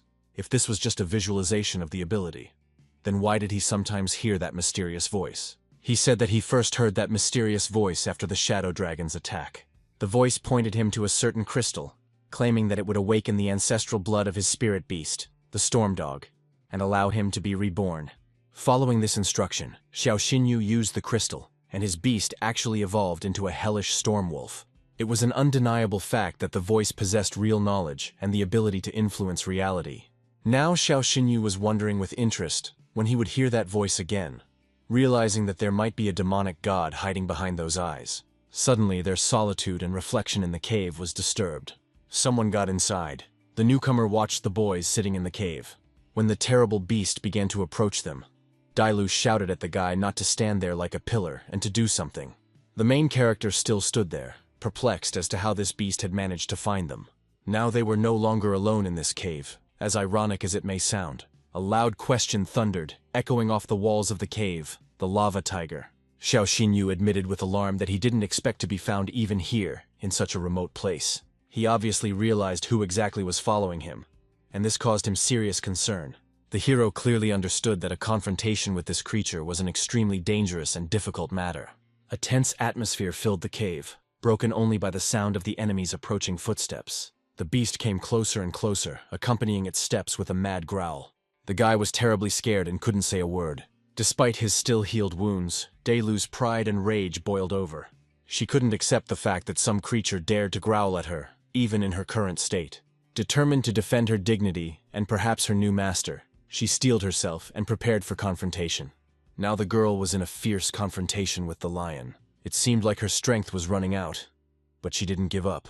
She shouted at the beast, asking how it dared to attack the Empress. After these words, the beast instantly turned to stone, and the girl remained lying on the ground, watching the outcome of her actions. After a short but tense confrontation, the threat passed. Xiao Xinyu let out a sigh of relief, thinking that they seemed to be safe now. However, his condition suddenly worsened and he felt unwell, probably from the effects of the treatment and loss of blood. At that moment, his consciousness left the physical world and plunged into inner space. There, in the depths of his mind, a mysterious entity appeared that called itself the Demon's Eye. She greeted him, saying that the guy is finally here, Xiao Xinyu. He asked where they were and how he got there. The entity replied that it was his own consciousness. The guy thought that all this was awakened thanks to that blood. However, this entity responded that it could help the hero achieve greatness. Then the guy, analyzing the situation, realized that the system panels were also his doing. Xiao Xinyu continued the conversation. The Demon's Eye replied that while he was unconscious, he decided to meet him. Xiao Xinyu asked in surprise if he had lost consciousness, and managed to ask at the last moment when they would meet again. When Xiao Xinyu came to, he found himself not in a cave but in a hospital room. Rector Su and the boy's supervisor were near his bed. He apologized for making them worry. The last thing the hero remembered was the cave. The rector explained that the rescue team found him unconscious nearby, and also mentioned that the lava tiger's body had been discovered. Xiao Xinyu, remaining cautious, replied that, as the rector himself said, he was unconscious, hinting that he knew nothing. This aroused the rector's suspicions, but she did not insist. She asked the guy not to worry. The academy had to conduct a thorough investigation. The teacher explained that he and Murong Shinshin set a new academy record in the Yunnan Mountain test, so the protagonist needed to focus more on his recovery. After the rector left, only Xiao Xinyu and the nine-tailed fox remained in the room. He noted with a slight smile that he had been wondering where she had disappeared to. She reminded him that he had sacrificed his blood to save her, and then lost consciousness due to his wounds. She told how she saw the rescue team, so she hid. This team came just in time, so she made this decision, because she didn't want anyone to see her. She clarified whether the fall from the cliff was really an accident. However, Xiao categorically rejected the accident theory. With authority and cold fury in his voice, he declared that he knew who had done it, and promised that he would not get off so easily this time. Wang Lin's father was sitting in the Wang family's study. Wang Lin himself came running to him in tears. He wanted to tell his father that something terrible had happened. He showed him his phone, where the news about Xiao Xinyu being found was posted. Wang Yan tried to explain that since he survived, he would not leave them alone, and that the Heaven Guild was now on his side. However, Father Wang said that there was no evidence against them at the moment. When his son asked what they should do now, he replied that nothing for now. He continued, saying that this business could be started. However, only on the condition that afterwards he will have to be finished off. It was already late at night. The main character was in the dormitory. Meanwhile, Xiao Xinyu received a call. This was his friend. He was sincerely glad that Xiao Xinyu was alive, admired his victory in taking first place. Xiao Xinyu found numerous messages on his phone from friends and classmates full of concern for him. His friend kept shouting into the phone that his disappearance had become the hottest topic of conversation. The freshman tournament was also postponed, which surprised the hero greatly. But the student was confident that Xiao Xinyu would still easily surpass everyone and take first place. The first-year tournament itself was the main annual event of the Azure Dragon Academy. All participants were divided into groups, and the order of matches was determined randomly. The tournament was expected to be a tense and exciting competition, with the future of every participant at stake. Fights would begin to rage throughout the arena, and the main issue would soon begin: the battle for the 3 prize places. The student who was now calling the hero told him all this with undisguised enthusiasm. Before going to bed, Xiao Xinyu's roommate once again reminded him not to be late for the tournament. Xiao Xinyu, already getting ready for bed, replied that he understood everything and wished him good night. Left alone with his thoughts, he reflected on the upcoming tournament. A good result would attract the attention of the academy and its financial support, which was extremely important for him. He also understood the key principle of a beast hunter's power. The skills of spirit beasts were directly dependent on the level of their master's spiritual energy. The academy resources he could obtain through placing high in the tournament would allow him to accelerate the development of his spiritual energy. This was critical to avoid a repeat of the situation where Dailu's skills could completely deplete his reserves. He needed her help to finally sort things out with the Wang family and protect himself and his loved ones. He was faced with the pressing question of how to increase his spiritual energy before the freshman tournament began. There was catastrophically little time, and while searching for a solution, Xiao Xinyu suddenly remembered him. This was the essence of the demon's eyes from his consciousness. He pointed out that since he had it, why not take advantage of the opportunity? The entity agreed to help, but put forward a condition. Xiao Xinyu would have to do everything to return her lost memories. Xiao Xinyu swore that he would not throw words to the wind and emphasized that they were now in the same boat. Then the demon's eye explained the rules of interaction. Only deep meditation allows one to penetrate the space of consciousness for communication. The entity then demonstrated its capabilities. Now, in addition to information about animals and disease diagnostics, a new section has appeared: a store. Through this store, Xiao Xinyu could now purchase the items he needed using points, which opened up new opportunities for him. The entity noted that the spiritual pill was exactly what he needed to give him a sharp boost before the tournament. Afterwards, the demon's eye explained how to activate the system. Just mentally say, "Divine Panel, submit to my will." The entity then asked him not to disturb her unless absolutely necessary, as she also needed time to recover. At the last moment, when the connection was already weakening, the entity asked him a quiet but meaningful question. He would not disappoint him. The main character ran out of the house, telling his sister that he was going to class. Xiao Xinyu, left alone with the precious pill, now had to decide when to use this risky tool. While Xiao Xinyu was thinking about the system and the pill, another detail on a separate piece of paper caught his attention. It had an image and information about a 9-tailed fox on it, which clearly pointed to Dela. The main character was on a remote street in his city. Xiao Xinyu directly addressed Dailu with the accusation. He asked if she had deceived him and demanded an explanation. Why didn't she tell him that the Dailu imperial family was looking for her? She calmly replied that she hadn't hidden it. Xiao Xinyu, without giving in, retorted that she was wanted by the Empress's personal decree, and that this was not some trivial matter. His voice probably sounded indignant, because he not only linked his fate with her, but also put himself and his loved ones at risk. She, with bitter irony, offered to give her to him for a reward if he regretted the agreement he had made. However, Xiao Xinyu took a deep breath and calmed down, switching to a more calm and firm tone. He reminded her that he was now her master, and expressed his desire that she trust him and no longer hide anything. These words may have made Dela think for a moment and feel a pang of guilt or surprise at his reaction. She quietly said the name of the one who declared a hunt for her, Shangguan Lan, while the girl showed him some shining object. He asked what it was, and Dailu replied with solemnity and significance that it was the greatest treasure of the dragons. Then she said, "Dragon tier, this item had incredible value and power." She said that purebred dragons have 3 great treasures: the scale sword and the Dragon King's whiskers. The last one is the dragon's tear. The first 2 are artifacts with devastating attack power that can be used in combat. However, the dragon tear is completely different. It has no combat use. But its value lies in its composition. It consists of the tears of 10,000 purebred giant dragons. This meant that its creation required incredible suffering, sacrifice, or emotion from an entire legendary race. That was why the imperial family, and Shangguan Lan in particular, were so desperate to get her back.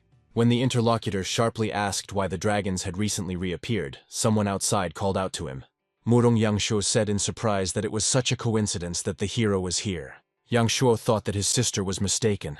and added that Xiao Xinyu seemed to have escaped from hell, and advised him to be careful. He continued angrily that from the moment the boy fell off the cliff, his sister had not eaten anything. A picture immediately appeared in my head of the young man calling his sister, saying that it was time to eat, but she refused. He said that only when she saw on TV that Xiao Xinyu was okay did she eat several servings at once. Then the girl covered her brother's mouth with her hand so that he wouldn't blurt out anything else. Xiao Xinyu, trying to calm the young man down, said that he couldn't make such a girl worry. He suggested going together since the freshman tournament would be starting soon. But the young man sharply replied that they were not that close. He also added that during the test on Mount Yunyuan, Xiao Xinyu stole his sister's monster killing points. Xiao Xinyu asked a direct question into the void, asking why he even spoke to him. At this moment, the morning greeting for the teachers and students sounded throughout the Azure Dragon Academy. It was announced that all first-year students would have to draw lots to determine the order of the fights. The same emotional presenter announced all this. Everyone was also asked to stand in line. Wang Yan looked at the crowd. He noticed the main character, thinking to himself, did he really return safe and sound? He was very angry, and was sure that this time he would make sure that he would never rise again. A little later, it was Wang Yan's turn to draw lots, and he was called over. Everyone around him started talking about him, saying that he was taking advantage of his father's status to pester girls. As he approached the counter, the boy thought about the humiliation that Xiao Xinyu had brought upon him. But he did not despair, because he knew that today he would return to him 100 times more. The tournament draw determined that the first fight would be between Xiao Xinyu and Wang Yan. Before the fight, Wang Yan swore to his father that he would live up to his expectations. Approaching his opponent, he called him by name. Wang Yan himself confidently declared that he would personally destroy Xiao Xinyu's pet in the arena. In response to the enemy's threats, Xiao Xinyu only calmly and defiantly remarked that they would still see about it. The 7th match of the first round between Xiao Xinyu and Wang Yan was announced at the arena. The main character entered the arena absolutely unwavering. In the stands, Brother Xinxian noticed that his sister was constantly looking at Xiao Xinyu, and asked him again what exactly he should be feeling. He looked at her questioningly for a while until she spoke. The girl, watching Xiao Xinyu, noted that after falling from the cliff and returning, he became much stronger. The rector anxiously asked herself what he had to go through during these few days. The spectators were amazed at this coincidence, bringing together sworn enemies in their very first fight, but the battle began. The scanning device displayed information about the pets on an electronic board. Wang Yan immediately asked to be in the center of the battle. Xiao Xinyu stood, waiting for the enemy's first move. Xiao Xinyu's side summoned an epic rank Hellstorm Wolf with the Hellfire skill. From Wang Yan's side, a legendary ranked 6-legged Ice Leopard with the Mountain Freeze skill entered the battle. Murong Xingxian noticed that something was wrong with the Ice Leopard's aura. Judging from the radiation of the Hellish Storm Wolf, its level is clearly higher than the first stage of the initial form. The girl suggested that all this was very strange, unless Xiao Xinyu is deliberately suppressing the level of his beast in order to use this fight to break through to the next level. Wang Yan commanded his Ice Leopard to use the Ice Ball technique. In response to this, the Wolf Xiao used the ability to hunt in the dark. The opponents clashed in a swift and furious battle. The fight was incredibly exciting. The arena was alternately engulfed in piercing frost. This also extended to the audience. Sometimes I even had to dress warmer. Sometimes the heat was also unbearable. The protagonist ordered his wolf to use the enhanced attack Hell's Howl. It worked, and the 6-legged Ice Leopard was temporarily unable to use its abilities.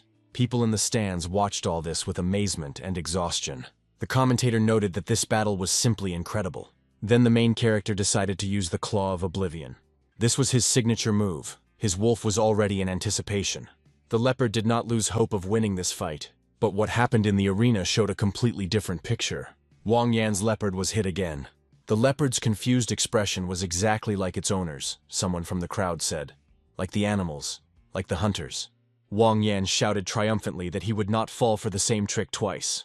He was thinking about his next steps. An intense and fast-paced battle between the animals unfolded in the arena. The 6-legged Ice Leopard, despite the temporary limitation of its abilities, continued to fight. The Hellstorm Wolf used its speed and strength to attack. New magical parts began to grow on his back and throughout his body. Both animals demonstrated an incredible will to win in this brutal confrontation. However, Leopard began to grow before our eyes in every sense of the word. He could now attack his opponent with even greater force. The girl in the stands wondered how Xiao Xinyu had become so strong in such a short time. Seeing the sudden and unnatural surge of strength from Wang Yan's wolf, Xiao Xinyu became suspicious.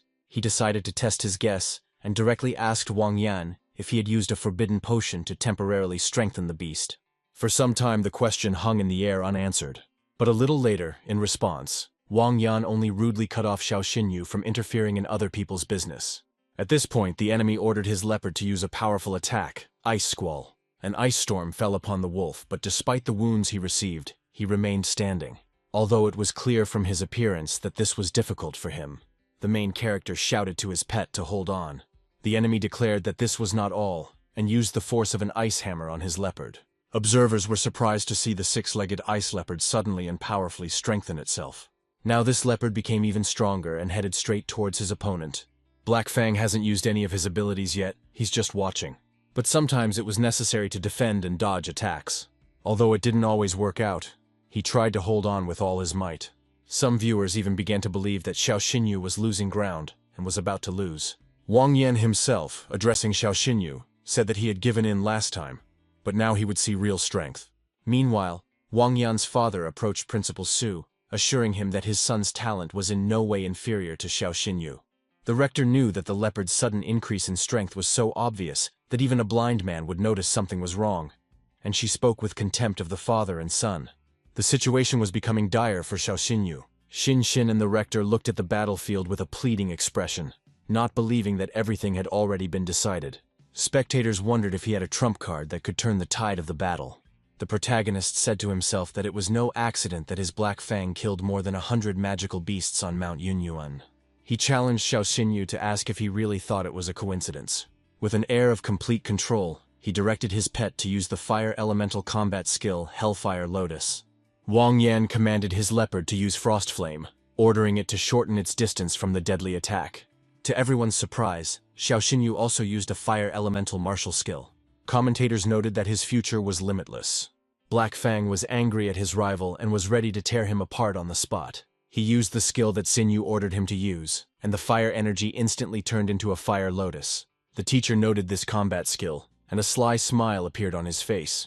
The rector found this incredible, as he had used a skill that was only available to fully developed beasts. However, this rapid rise gave Father Wang the alarming thought that such a dangerous rival could not be left alive. The two fire attacks of the Hellfire Lotus and Wang Yan's skill collided in a monstrous clash. For a moment there was a deathly silence. Everyone held their breath in anticipation of the outcome. The Hellstorm Wolf only has a basic form, but he hasn't been able to master it. If this continues, the protagonist might even surpass Yening Shuang and become the best in the entire academy. Apparently, everything is heading in this direction. The leopard was already lying defeated on the ground, under fire from his enemy. Only dust from this fight remained in the arena. A guy approached the lying leopard to see what condition it was in. There was still deathly silence in the arena. No one had the right to disturb it. Only occasionally could anxious sighs be heard. The presenter was only able to break it. He raised his hand up, uttered only one word, "One," and paused. Then he shouted out Xiao Xinyu's name. The stands came to life again and began to squeal at this news. The data on the electronic scoreboard changed. The data of the hellish Stormwolf showed a jump from the first to the third stage of the initial form. Commentators announced that Xiao Xinyu had set an unprecedented record. It was Xiao Xinyu who caused this miracle, as his beast was able to rise 2 steps right in the arena. Xiao happily accepted all the cheers from his fans. The protagonist encouraged his Black Fang. He recalled how, after killing dozens of magical beasts on Mount Yunyuan, he encountered the lava tiger. He explained that his pet, having gone through many deadly trials, was already on the threshold of evolution. Wang Yan admitted that he used his leopard's ice abilities to corner Black Fang. Wang Yan's father, Wang Dongsheng, defiantly stated that everything must be supported by evidence, and demanded that they present it if there was any. The situation escalated, and Wang Yan's father, Wang Dongsheng, accused Xiao Xinyu of cruelty, claiming that the 6-legged ice leopard was dead. Wang wanted to prove that this was enough to expel him from the academy. Some teachers supported this position, considering Xiao Xinyu dangerous and talented, but uncontrollable. In response, the rector, wanting to get to the bottom of the truth and protect his student, ordered the leopard's body to be brought in for an autopsy by a veterinarian. He stated that until the truth became clear, he would not spare anyone who tried to slander his student. After the examination, the rector asked the doctor about the results, and whether anything had been found. The veterinarian, who had been bribed by Wang Dongsheng, informed the rector that the leopard's internal organs were severely damaged. This confirmed Wang Dongsheng's version. but someone present objected. Having said that the lotus of hellfire attacks the soul and leaves no physical damage, this leopard died from internal bleeding. It was also noted that the mental attack leaves no physical traces. Wang Dongsheng triumphantly declared that even the doctor confirmed his words, and turned to the rector with a provocative question. Feeling the pressure mounting and realizing that his doctor protege was wavering, the protagonist asked the doctor if he was sure of his diagnosis. He warned him that he shouldn't risk his career for bribes, and advised him to think again. He whispered it in his ear so that no one could hear it. Faced with serious accusations, Wang Dongsheng requested a blood test on the leopard for re-examination. 10 minutes later, the doctor, trembling, began to report to the rector that the leopard had died of something, but he hesitated. When he was abruptly interrupted, he blurted out in panic that death was due to rabies. Presenting irrefutable evidence, the prosecution claimed that Wang Yan had given his magical beast a prohibited substance. Wang Yan desperately denied it. However, when he was presented with irrefutable evidence, he found nothing to answer. The public was outraged, saying they had no idea such a heartless person even existed. Wang Yan, in a panic, turned to his father for help. The father, Wang Dongsheng, being the vice-rector, forgot about his position and began to humbly beg the rector to give his son another chance. The rector sharply reminded Wang Dongsheng of his dual role as a father and an academy employee, and he must act accordingly. If he is going to cover for his son, he can leave the academy with him. Wang Dongsheng then delivered his verdict, stating that Wang Yan had violated the academy's rules. It was emphasized that the fact of using a prohibited substance had been established, and there was no choice left. Wang Dongsheng, realizing that further cover-up would put him at risk as well, gave in. He ordered Wang Yan to be thrown out of the academy, and his son cried out in despair, not believing that his father would expel him. Thus the loud scandal came to an end. Shortly after, the list of the top 8 freshmen was released, including Murong Xinxin and Xiao Xinyu. Xiao Xinyu's victory has sparked a variety of reactions. He was hailed as a true dark horse among the rookies, a genius without connections or wealth who managed to make it into the top 8. Murong Xinxin looked at the scoreboard and really wanted to beat him. Xiao Xinyu's friend was delighted and told him the great news of reaching the top 8. Xiao Xinyu himself, however, took this calmly, asking if this was a reason for joy, but his friend insisted on celebrating. Dongsheng, who was watching this whole situation, thought to himself with malicious glee that he would still see Xiao Xinyu laughing. After all, when he returned home, he would be horrified by what he saw. After a late celebration, Xiao Xinyu finally returned home. Approaching the house, he discovered a broken door. Inside he found his younger sister, Shimeng. She tearfully told them that their older sister, Ruo Shui, had been kidnapped by a masked man who left a letter. She reached out to her brother in fear and hugged him. Then he tried to calm his sister down. The letter contained an order that if he wanted to save his sister, he should go to the Yinanshan Mountains. Following the instructions, Xiao Xinyu arrived at Yinanshan Mountain. When he saw his sister in front of him, he screamed furiously, demanding that the kidnapper let his sister go, and tried to understand who dared to do this. His screams brought forth a masked man who calmly told him not to scream, as his sister was still alive. The girl sat unconscious and did not respond to anything. Then the guy began to beg even more for the offender to let her go. The masked man asked if he was interested in who he was. Xiao Xinyu analytically noted that the only conflict he had recently had was with Wang Yan, but he didn't have the courage to kidnap him. The masked man laughed maliciously as he confessed to Xiao Xinyu. He said that if he were his son, he would make him the strongest young hunter in the entire empire. However, life turned out differently, and Xiao Xinyu wounded his own son. So now the guy was destined to die. He then called upon his powerful pet, the Stone Guardian, to help him, preparing to attack. Xiao Xinyu felt the terrifying aura of a king-level beast, but he did not retreat. This beast began to growl to make the enemy retreat, although it was reckless. Van began to say that this is where the protagonist's path would end. He said he was afraid that the deputy rector would become disappointed. When he mockingly asked if he wanted his dog to become a snack for the bear, Xiao Xinyu countered by asking who said he only had one beast. At that moment, the voice of another being sounded in his mind. The deputy rector noticed that a very frightening aura had appeared. The girl who showed up complained that she was again not being allowed to sleep normally. Therefore, she demanded that the owner think about moral compensation. Xiao Xinyu gave the command to his second pet, Dale, to kill the bear so that he could sleep peacefully afterwards. Dailu seemed to agree, noting that she would get rid of him and be able to go back to sleep. Wang Dongsheng thought to himself that he was so terrified that if he didn't do something right now, things would go badly. He tried to do something against the enemy's newly arrived pet. His bear was already throwing the first blow in their direction. But the girl was just trying to wake up. As soon as she opened her eyes, a powerful energy began to emanate from her, which was strange not to notice. While Dongsheng's beast was trying its best, the fox stood quietly in its place. The bear raised a sledgehammer above himself, which weighed much more than he did. However, he didn't have time to do anything, and remained frozen in this position. His owner looked at this picture in horror. He looked at the girl thoughtfully. He realized that Xiao Xinyu's second pet was a nine-tailed fox. Vice Principal Wang was shocked to recognize her as the very same royal-level beast that was being sought throughout the country. He accused Xiao Xinyu of making a contract with the Empire's most wanted criminal. He stated that if this became known, the consequences would be serious. Wang mockingly stated that the gap between a 1-star and a 6-star beast hunter could not be bridged with just one summoned beast. Wang Dongsheng turned out to be a 6th-star hunter. That's why I was able to give strength to my magical beast again.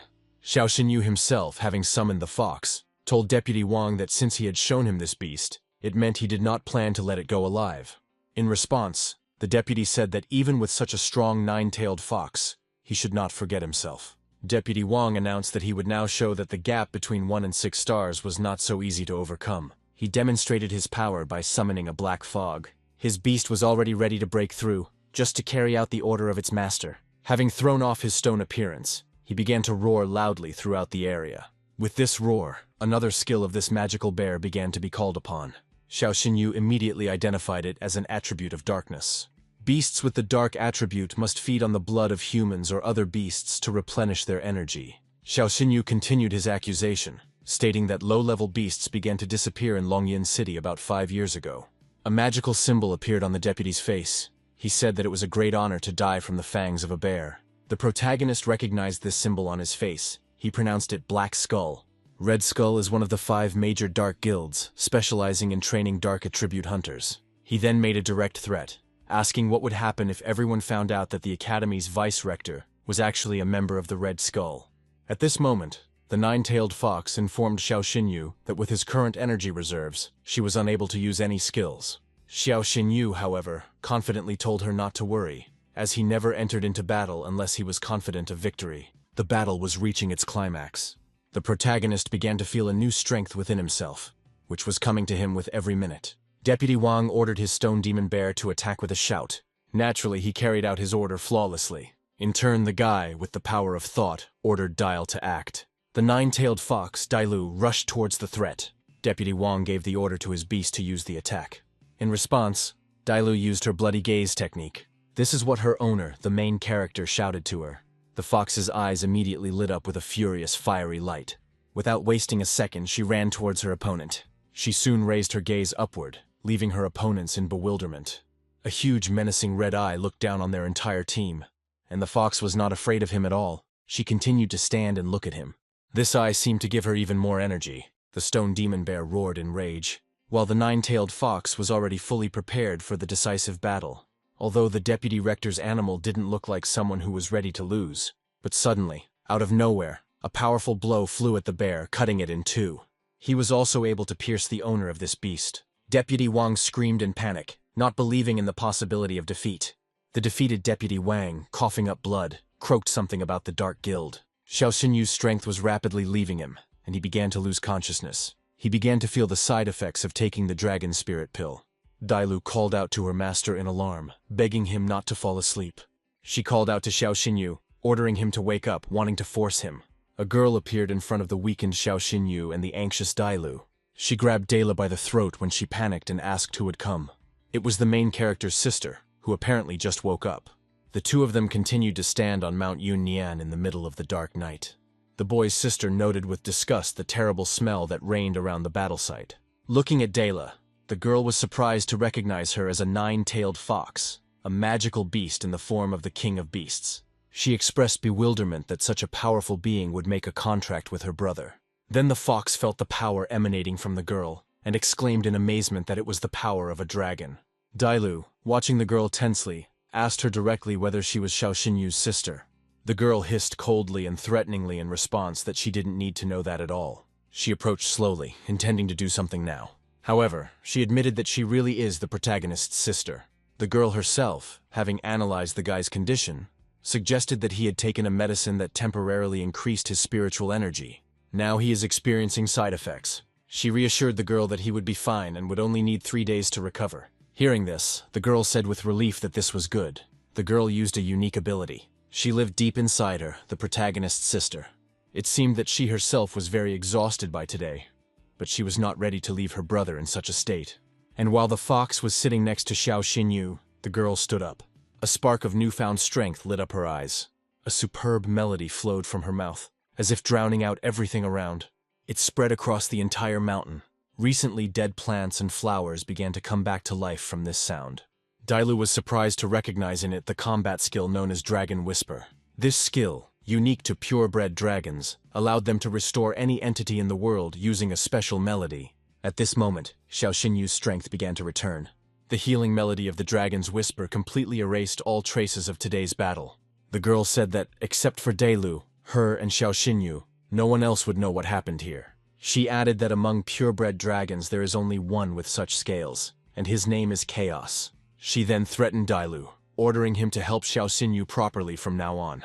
Otherwise she would cut off all her tails. This threat sounded very frightening, leaving the fox no choice. Therefore, Dailu quickly and clearly agreed. She also asked for one more thing, not to reveal her identity. Xiao Xinyu woke up in a hospital room with IVs connected to him. He was met by his sister and the director of the academy. Ruoshu's elder sister told Xiao Xinyu that she woke up in the Yunnan mountains next to him. He lay there unconscious and sweating. Not knowing what had happened, she immediately carried him downstairs for assistance. Xiao Xinyu noted with relief that his sister hadn't noticed anything strange, which meant that Dailu had cleaned everything up thoroughly. The director then informed Xiao Xinyu that he had been unconscious for 3 days and had missed the semi-finals and finals of the freshman ranking tournament. This is considered a voluntary withdrawal from participation. She announced that Murong Xinshin and Murong Yangshuo took first and second place, but then her worried look changed to a joyful one. She was about to say something in contrast. The protagonist's eyes once again sparkled with determination and excitement for the upcoming game. An uneasy silence fell over the hospital room. The protagonist's gaze showed determination and readiness for further action. The rector closed her eyes, preparing to speak the next important words. The rector told Xiao Xinyu the disturbing news that Vice President Wang had gone missing 3 days ago. Xiao Xinyu tensed up inside, fearing that the authorities had begun to suspect something. Suddenly, the protagonist's sister flared up with rage at the girl standing in front of her. She thought incredulously that if anyone dared to harm Xiao Xinyu, she would immediately kill the offender. The rector, reassuring them, stated that he believed in Xiao Xinyu's innocence and would continue to investigate the case. She also stated that the Azure Dragon Academy will have to find a new vice-rector. A little later, she announced that she had come not only to check on Xiao Xinyu's condition, but also to report on the Supernova competition. This is a major event jointly organized by the Azure Dragon, White Tiger, Red Crane, and Black Tortoise Academies. She explained that if we talk about the most talented student, everyone will mention the name Yening Shuang. However, at last year's competition, she lost to Li Mucheng of the White Tiger Academy, and only took second place. That's why the principal wants Xiao Xinyu to become one of the representatives of the Azure Dragon Academy and restore the honor of the academy. Su Ruyan convinced Xiao Xinyu that this was a great chance for him to make up for the missed opportunity at the ranking tournament. She explained that there were only 2 conditions. A participant must have at least 2 battle beasts and be a trapper of at least a 2nd star. Su Ruyan added that it was common practice for participants in last year's competition to sign contracts with at least 2 animals. The rector assured him that there was no need to worry, because the competition would take place next month, and she believed in him. Xiao Xinyu, inspired by the rector's trust, promised that first place in the Supernova competition would be his. The protagonist walked through the forest and reflected on the fact that the participants of the previous competition had entered into contracts with at least 2 animals. Xiao Xinyu understood that he also had 2 beasts, but Dailu was wanted throughout the country and could not be summoned in open battles. Besides, his second beast, Black Fang, was just a hellstorm wolf in its initial form. Luckily, he had prepared everything in advance. After Principal Su left, Xiao Xinyu checked out of the hospital and used his salary from the Heaven Guild to buy some fire supplements. I also acquired several materials for evolution. Some of them were rewards from the Yunnan Mountain Trials and the Freshman Ranking Tournament. After examining the materials, he decided that this was enough to begin the process of Black Fang's evolution. Having prepared all the necessary materials, Xiao Xinyu gave the command to his Hellstorm Wolf, Black Fang, to begin evolving. The wolf began to absorb energy supplements and materials.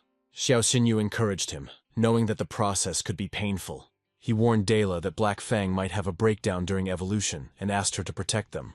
Dailu immediately agreed and prepared herself, while Xiao Xinyu himself concentrated on maintaining contact with the pet. The process of evolution was slow but steady, and the fox tried to help as best she could. The guy felt the pain that his pet was now experiencing, and that made it even more painful. From this, he ordered the divine panel to obey him. Xiao Xinyu watched through her as the progress gradually increased. He got halfway through, then reached a significant portion, approaching completion. However, when the progress stalled at 99%, anxiety crept into Xiao Xinyu's heart. Finally, the evolution was successfully completed. Black Fang was transformed into a wolf, a first-stage mature underworld with an epic pedigree. He gained a new attribute, a demonic one, which awakened along with the already existing fire and wind ones. His abilities were enhanced. The Hellfire now dealt pure damage, ignoring the enemy's armor, which affected Dailu. Xiao Xinyu was amazed and delighted, noting that the demonic attribute had awakened, and calling Black Fang truly unique. After congratulating his pet on becoming even stronger, Xiao Xinyu thought about his next step. Now he needed to make a contract with a new beast to fulfill the conditions for participating in the supernova competition. Yanran learned of his plans to participate in the supernova competition and the need to make a contract with a new beast.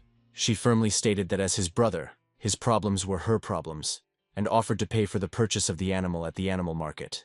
Despite his attempts to object, she insisted, declaring that it was just one animal. At the store, the saleswoman, as soon as she saw the two guys, decided to talk to them right away. She wonders whether they are looking for an electrical drug or a lightning crystal.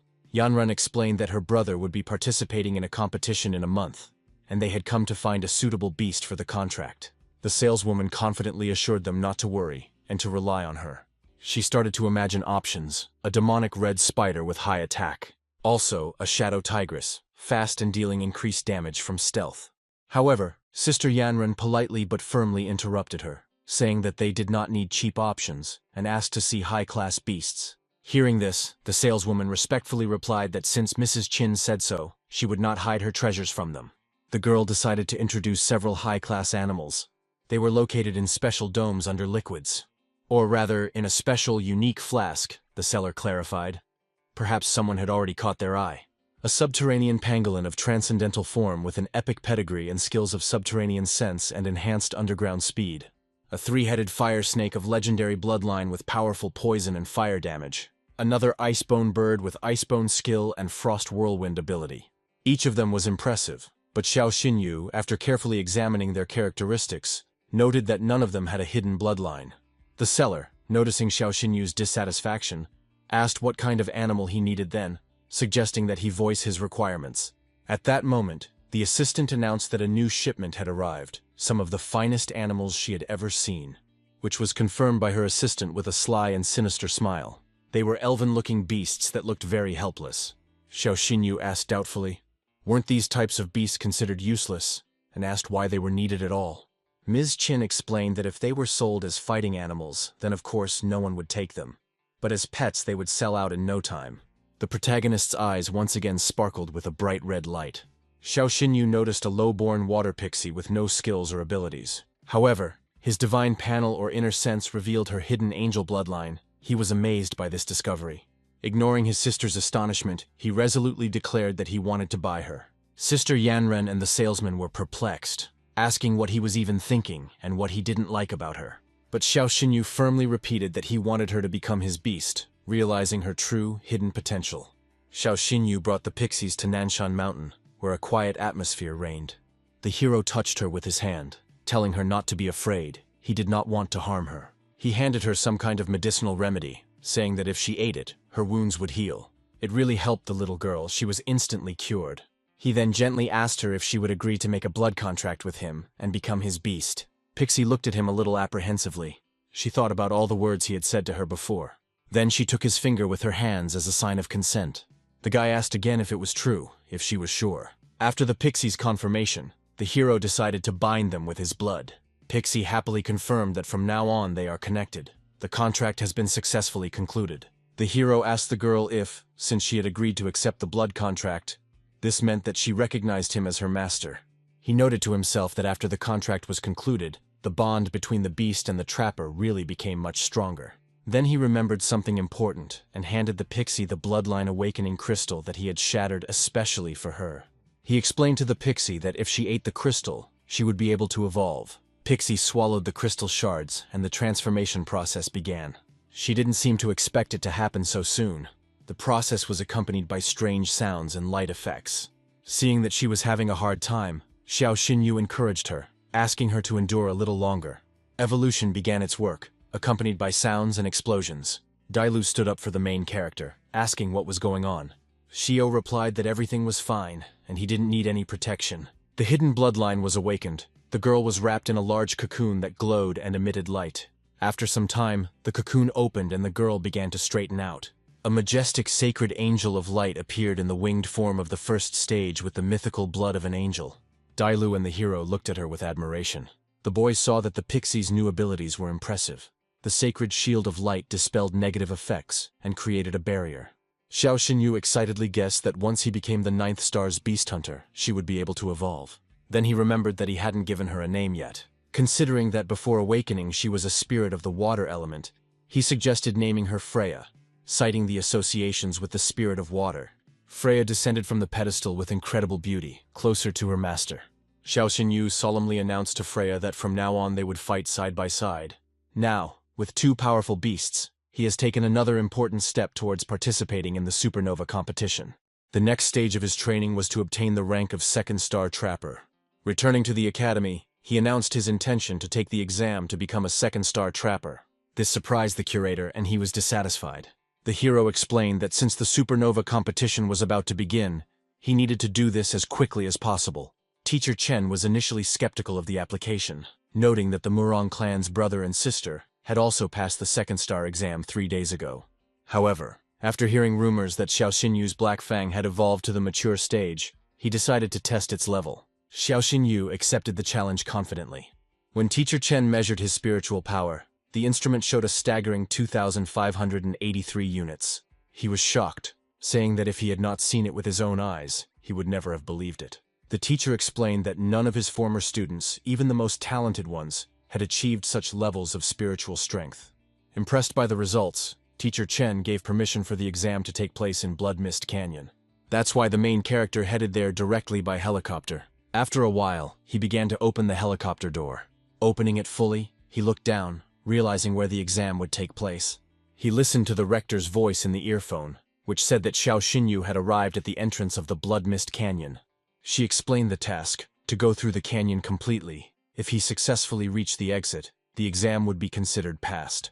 She also warned him about the many magical beasts in the canyon and advised him not to be a hero. Xiao Xinyu took a deep breath and informed the rector that he was ready. With her best wishes, the exam officially began. In the observation room, teachers monitored the progress of the exam. They discussed the route and the dangers of Blood Mist Canyon. To get through the canyon, the examinees first had to fight iron-toothed crocodiles, the teacher realized, then escape from the blood demon spiders that live in the demon cave, among which, sometimes, individuals of the 3rd stage of the mature form were found, which posed a particular danger. Moreover, yesterday's downpour has created a host of additional threats in the Crimson Swamp. Xiao Xinyu encountered the first obstacle, causing him to squeal without even realizing it. These were the 3rd stage initial form iron-toothed crocodiles with an elite pedigree. Their abilities, such as a terrifying grip and a poisonous stream, made them dangerous opponents. The teachers who observed the exam noted that if Xiao Xinyu summoned the wolf of the underworld, there would be no danger. However, instead of summoning Black Fang, Xiao Xinyu decided to test his new ally and called out loudly for her. He himself rushed down, risking himself in the process. After all, it was right below that hungry crocodiles were already waiting for him. The appearance of a second magical beast, and not Black Fang, caused amazement among the observing teachers. When they saw the information about the summoned beast, the holy angel of light of the primordial form of the 1st stage, their astonishment turned into shock. The rector noted with admiration that Xiao Xinyu was simply a monster. Since he had made a contract with the mythical angel of light, they could not believe that such creatures, which they had not met for many years, even existed. It seemed that now the iron-toothed crocodiles were no obstacle for the main character. The curator remembered the rumor that Xiao Xinyu had bought a water pixie from the magical beast shop 2 days ago, and wondered if it was her. However, the rector categorically rejected this. stating that the water pixies were lower beasts, while the sacred angel of light possessed the purest bloodline. She also realized that perhaps it was worth considering the uniqueness of the situation, and Xiao Xinyu himself. The curator noted that Xiao Xinyu always makes the impossible possible. Meanwhile, the two guys stood against these crocodiles. The guy asked Freya to take action and attack them all, which is what she was already planning to do. She got ready and began to show her strength. By fighting, Freya demonstrated just how incredible she really is. She overcame iron-toothed crocodiles with just one blow, striving to cross the swamp faster. The observing teachers were shocked to recognize her as a true sacred angel of light with a mythical bloodline. Xiao Xinyu asked Freya to lead him through this swamp. However, Freya decided to act in her own way and grabbed Xiao Xinyu with her hand. She picked him up and flew with him, causing the hero, not realizing the situation, to ask what was going on. All this made him sheepishly ask to be put on the ground as quickly as possible, calling it humiliating. He even closed his eyes. He was so uncomfortable and truly humiliated. Having crossed the swamp, a very thick fog was noticed. Spiders have also already started to crawl out, a new test for Xiao Xinyu. From small and harmless, they quickly began to grow, acquiring a frightening appearance. As soon as they encountered all this, Xiao Xinyu warned Freya to be careful, sensing the growing danger. This growing danger was already approaching from a colony of blood demon spiders. These mature third-stage beasts with elite bloodlines possessed super-strong thread that was resistant to water, fire, and slashing attacks. They also had the spider prison skill, which created a giant web that envelops and constricts the victim. These spiders had a very frightening appearance. It seemed that they could open their mouths and immediately swat anyone. Xiao Xinyu became wary, realizing that they lived in entire colonies, which made meeting them extremely dangerous. Xiao Xinyu assessed the situation and realized that there were at least 20 of them in the cave. I continued to examine the area to understand how to proceed further. Despite his inner anxiety, he remained outwardly calm. But these beasts sensed his inner state, so they were ready to attack right now. The main character himself was aware of this and was ready to parry them. The teacher knew that even in its initial form, the Holy Angel of Light had the unique ability to ignore differences in strength. It was also clear that it could cause damage even to mature individuals. However, Freya alone was not enough to effectively counter such a large colony. Therefore, Xiao Xinyu made a decision and loudly called out to his faithful battle comrade, Black Fang, preparing for a serious fight.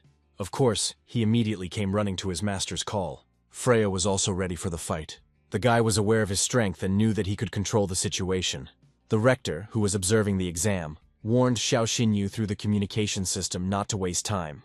She wanted to remind them that to pass the exam they needed to reach the finish line, not kill all the magical beasts.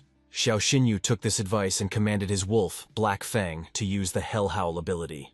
This is to create a path through a colony of spiders, or to disorient them, allowing for a quick passage. However, the spiders were not going to lose and began to attack. The beast that accepted the order still couldn't dodge the large number of webs flying towards it. The spiders, one after another, continued their plan to overthrow their opponents.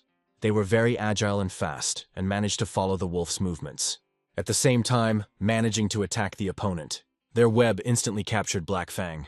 At first, just one paw, but with such force that the wolf seemed unable to stand still. Not even a second passed before the next web was able to wrap around the wolf's front paw, and while he was trying to somehow free himself from it, the spiders did not stop. Realizing that a simple dodge wouldn't do, Xiao Xinyu quickly developed a tactic. He ordered Freya to activate her sacred shield of light on Black Fang to protect him while he prepared his powerful technique. He then commanded Black Fang to spin around and use one of his strongest skills, Hellfire Lotus. This could burn the web that entangled him and cause massive damage to the entire colony of spiders. The combination attack worked brilliantly. Protected by Freya's sacred shield, Black Fang unleashed a whirlwind of hellfire. The protagonist, inspired by success, boldly declared that this is all that the spiderlings are capable of. However, at that moment, a wave of an even more ominous and powerful aura rolled out from the depths of the cave, making Xiao Xinyu wary and noticing to himself how powerful the aura was. From the darkness of the cave emerged the true master of these places, Crypto Puspiter, a magical beast that has undergone complete evolution to the first stage, possessing an elite quality bloodline. Also had a psychic attribute and skills of super strong thread and clan mind. Seeing this, Teacher Chen urgently ordered Xiao Xinyu to retreat through the communication system, explaining that yesterday's downpour had attracted the crypto spider. Xiao Xinyu, however, objected, asking what to do with his exam then. But Xiao Xinyu firmly rejected the idea of retaking it. Teacher Chen again demanded that they stop risking their lives, saying that a team was already on its way to pick him up. Xiao Xinyu was warned to refuse the fight, as his current strength would not allow him to kill the crypto spider. In response, Xiao Xinyu only grinned, ready to prove otherwise. He was determined to prove to everyone that he was capable of more, while the teacher continued to shout at him remotely. The main character had long ago given the order to his beasts to attack. He had already hatched a plan for victory, and although the curator's words instilled some doubt in his abilities, he did not want to stop. The boy declared his desire to pass the exam to become a second-star hunter and kill this magical beast. But his main goal was to find out his true limit. Mentally giving a command to his black fang, he told it to stealthily approach the crypto spider from behind so the wolf could use the claw of oblivion. The hero examined his new opponent and needed to understand how to act correctly. He then ordered Freya to cover him by coordinating the attack of his beasts. Xiao Xinyu commanded his black fang to attack. The beast rushed into battle, fulfilling the order of its master, and a fierce battle ensued between them and the spider. The hero shouted at Freya to remember to cover him, ready to strike. The cryptopyder let out a loud scream, demonstrating his anger and power. In the midst of the battle, the forces clashed in a fierce confrontation. Despite all the enemy's might, Xiao Xinyu and his allies continued to fight. The fight continued with unrelenting intensity. Cryptopyder demonstrated all his power and cunning. Xiao Xinyu and his beasts tried to hold the line and find a weak spot, but so far they have not been able to dodge the crypto spider's attacks. However, they got up immediately after their failed attempts. The spider just looked at them, waiting for them to tip over again. Suddenly, the main character shouted in rage at the crypto spider, asking what he was happy about. He became very angry in response, baring his teeth at the guy. He hissed and used one of his most powerful moves. The crypto spider released a poisonous web, and the battle reached a critical point. Xiao Xinyu immediately warned his black fang to be careful and retreat to a safe place. He understood that it was impossible to simply escape from such an enemy, and he needed to urgently come up with a new plan. Suddenly, Xiao Xinyu noticed something strange about the enemy's state. He watched in amazement as the magical beast's health bar gradually decreased on its own. Looking closely, he saw that the wound inflicted by the black fang was not very deep. However, the web that the crypto spider was releasing had clearly become weaker, indicating its gradual weakening. At this point, he noticed that his black fang was seriously injured and would most likely no longer withstand direct combat. Without wasting any time, Xiao Xinyu ordered Freya to cover him, preparing for the decisive move. He saw the crypto spider's life bar decrease again, and it dawned on him that he finally figured out how to deal with the nasty spider. With a new plan, he ordered Black Fang to spit on the enemy, encouraging him and not allowing him to hold back. Black Fang reacted with surprise to his master's unusual order, but did not argue. He immediately carried out the command, spitting on the crypto spider. This attack, seemingly insignificant, caused a clear reaction from the magical beast, distracting it. Taking advantage of the moment, Xiao Xinyu gave the next order, telling Black Fang to quickly move into the shadows and attack. His guess was confirmed when he saw the result. Xiao Xinyu realized that the crypto spider expended its life force when it released its web. This became the key to victory. He realized that once the beast used up the last thread, his days would be numbered. Therefore, Xiao Xinyu ordered Black Fang not to take unnecessary risks, but simply to exhaust the enemy, forcing him to waste his life energy. But not everything went as smoothly as we would have liked. Suddenly the wolf found himself caught in the web again by his hind leg. The spider was pleased with himself and wanted to harm this beast. But the wolf skillfully dodged and, if this did not work, quickly got back into a fighting stance. The hero, seeing this picture, ordered Freya to use the sacred shield of light on Black Fang and remove the negative effects from him. The teachers flew over in a helicopter while watching the battle unfold. The weather was not suitable for flying, but they were forced to take this step. From a safe place, the two of them discussed what was happening. The curator asked why they hadn't intervened in the fight yet. The rector replied that there was no need to rush. Xiao Xinyu had found a way to win. After 7 hours of grueling battle, the tide finally began to turn in Xiao Xinyu's favor.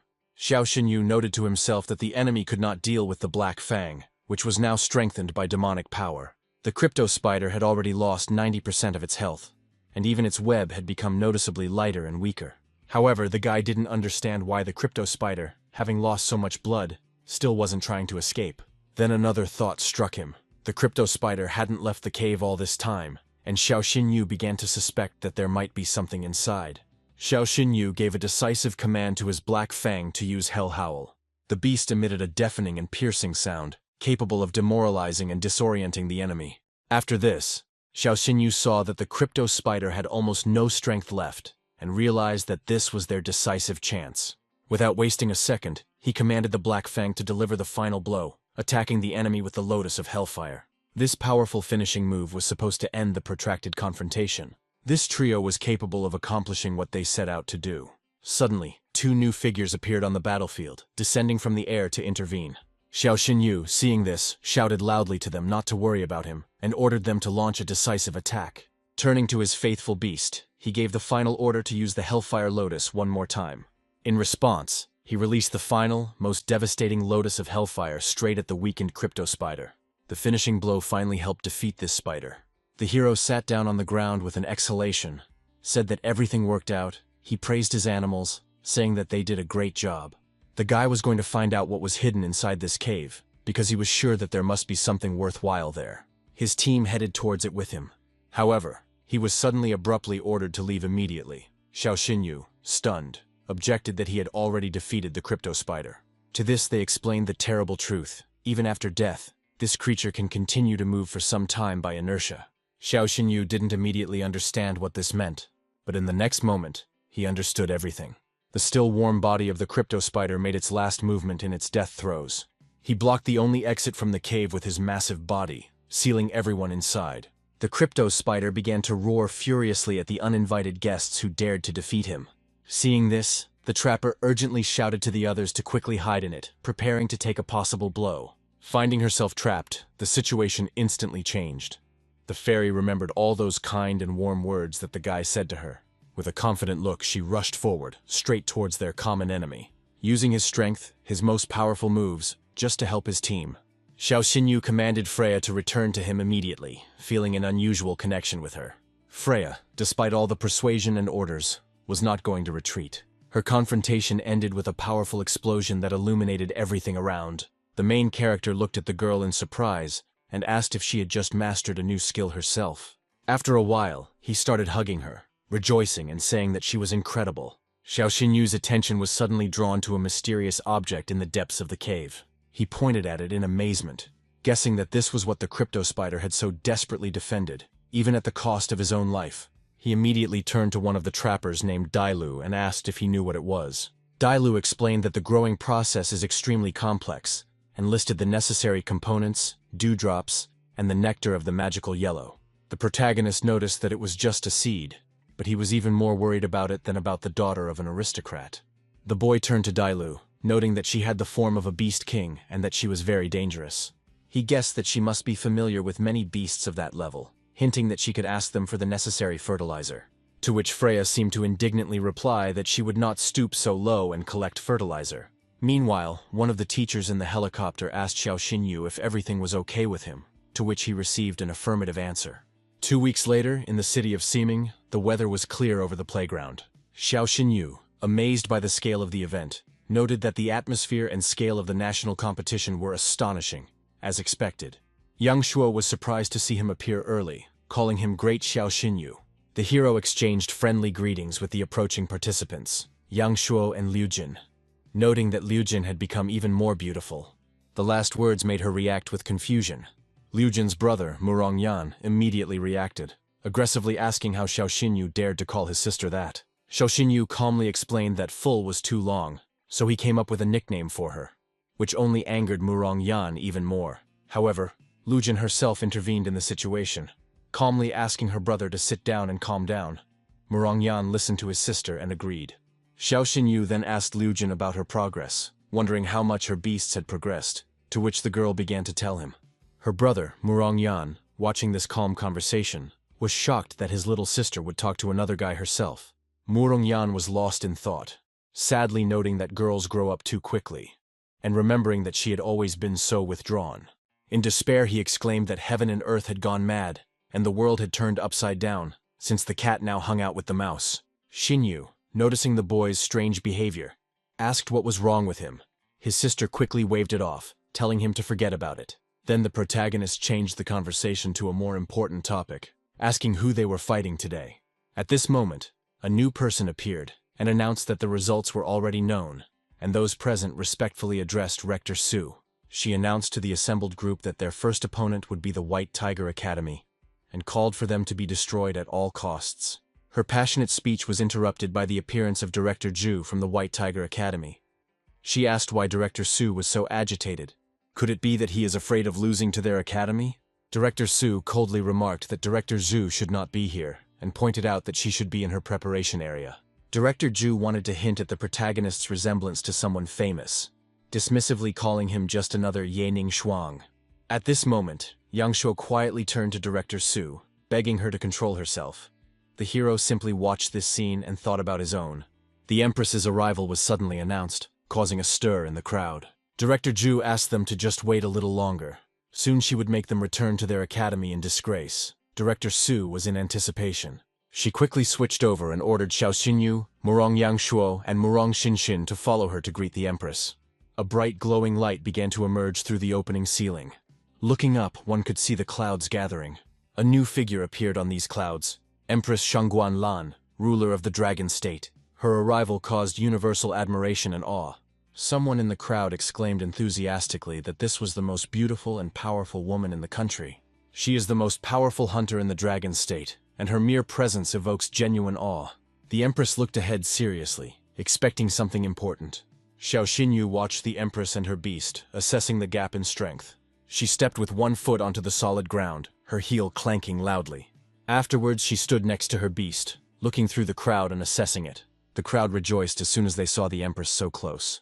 The protagonist noted her rank, the sign of the 11th star, the title of the Empress of Beasts, standing above all the hunters of the 10th star. He realized that between them there were not just a few stars, but a whole abyss. Using his skill, he probably tried to appraise her beast, the 7-colored sacred Qilin. The information he received was impressive, the form of a beast king, 3rd stage, purebred divine bloodline Qilin. Xiao accepted that the gap was too great, and even his dragon eye couldn't fully grasp the power. Xiao Xinyu turned to Dailu, reminded him that the Empress had ordered the capture of the 9-tailed fox, and asked how Dailu had managed to survive back then. He then suggested that Qilin was not Shangguan Lan's only beast, and that she probably had other beasts under her command. Dailu confirmed his guess, mentioning that the Empress had real dragon power.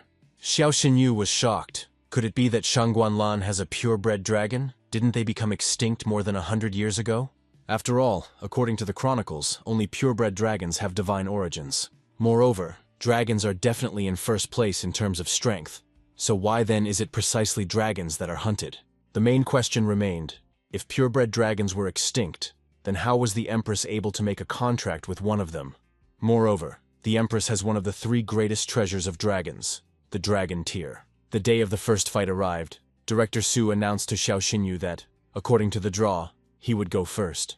The battle began solemnly, with Lin Tianxi, the son of the Tiger Guild leader, speaking from the White Tiger Academy. From the opposite side came a candidate from the Azure Dragon Academy, a talented beast hunter from the lower classes, Xiao Xinyu. Without a moment's hesitation, Xiao Xinyu summoned his loyal beast, Black Fang, to the battlefield. The enemy, Lin Tianxi, responded by summoning his beast, the Red Snake. Yang Shuo, standing next to his sister, noted that the snake possessed the sand attribute, making it a natural enemy for Black Fang. It has been suggested that when opponents of equal level fight, the deciding factor is not pedigree at all. Lin Tianxi ordered his snake to use the Hurricane Blade skill, while Xiao Xinyu ordered Black Fang to use Hell Howl. The confrontation between the rival animals began.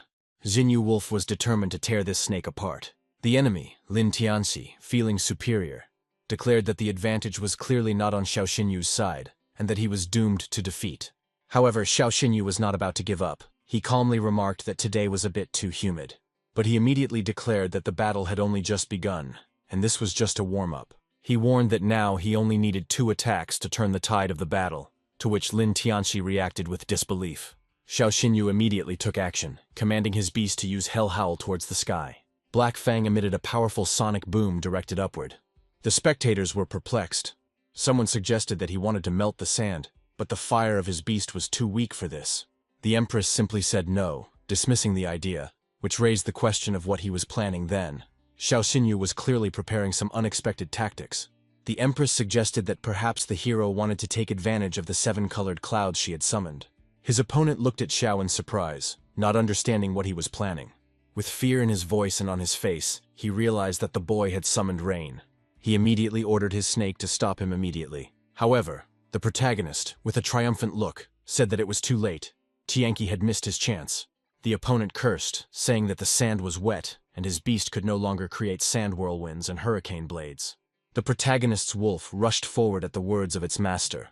Xiao Xinyu gave the final order that would decide the outcome of the battle, the Hellfire Lotus. Black Fang used his most powerful skill. The attack was successful. It was indeed in the shape of a lotus. The snake could not object or attack in response. The enthusiastic spectators declared that Xiao Xinyu had really done it, that he had turned the tide of the battle with just 2 attacks. The audience recognized the genius of his tactics, and some enthusiastically remarked on what a brilliant idea it was to use artificial rain. The Empress praised his precise timing and resourcefulness. Meanwhile, the assistant reported to Empress Shangguanlan that they had checked Xiao Xinyu's background and found nothing suspicious. The Empress, after listening to the report, decided to let him receive the first invitation to the Imperial Soul Training Camp. On the battlefield, Xiao Xinyu was greeted as a hero. Yang Shuo exulted, declared that it was an easy victory and an excellent move, praising him for a good fight. Director Su continued, promising to definitely reward him for his magnificent fight, to which Xiao Xinyu jokingly asked them not to forget about it when they returned. Suddenly, Dailu told Xiao Xinyu that she could smell the phoenix grass. She expressed surprise because this grass grows on the western border. Murong Xingxin asked if he would watch the next fight. Xiao Xinyu replied that he had already finished, so there was nothing more for him to do. Murong Yangshuo said that now it was his turn to fight, perhaps hoping for his support. Xiao Xinyu, ignoring his brother's jealousy, apologized to Xinxin, saying that he really had things to do. Lu Jin, with a slight sadness, suggested going somewhere after the tournament. He quickly agreed and ran away. Meanwhile, the start of the second battle was announced. The participant from the Azure Dragon Academy would be Xingxin. Xiao Xinyu left the arena and walked out onto the streets of Xiling City. He was amazed by the huge crowd of people, and realized that all these people had come to welcome the army returning from the borders. A solemn procession moved towards him. The city's residents warmly greeted the soldiers and addressed the high-ranking commander.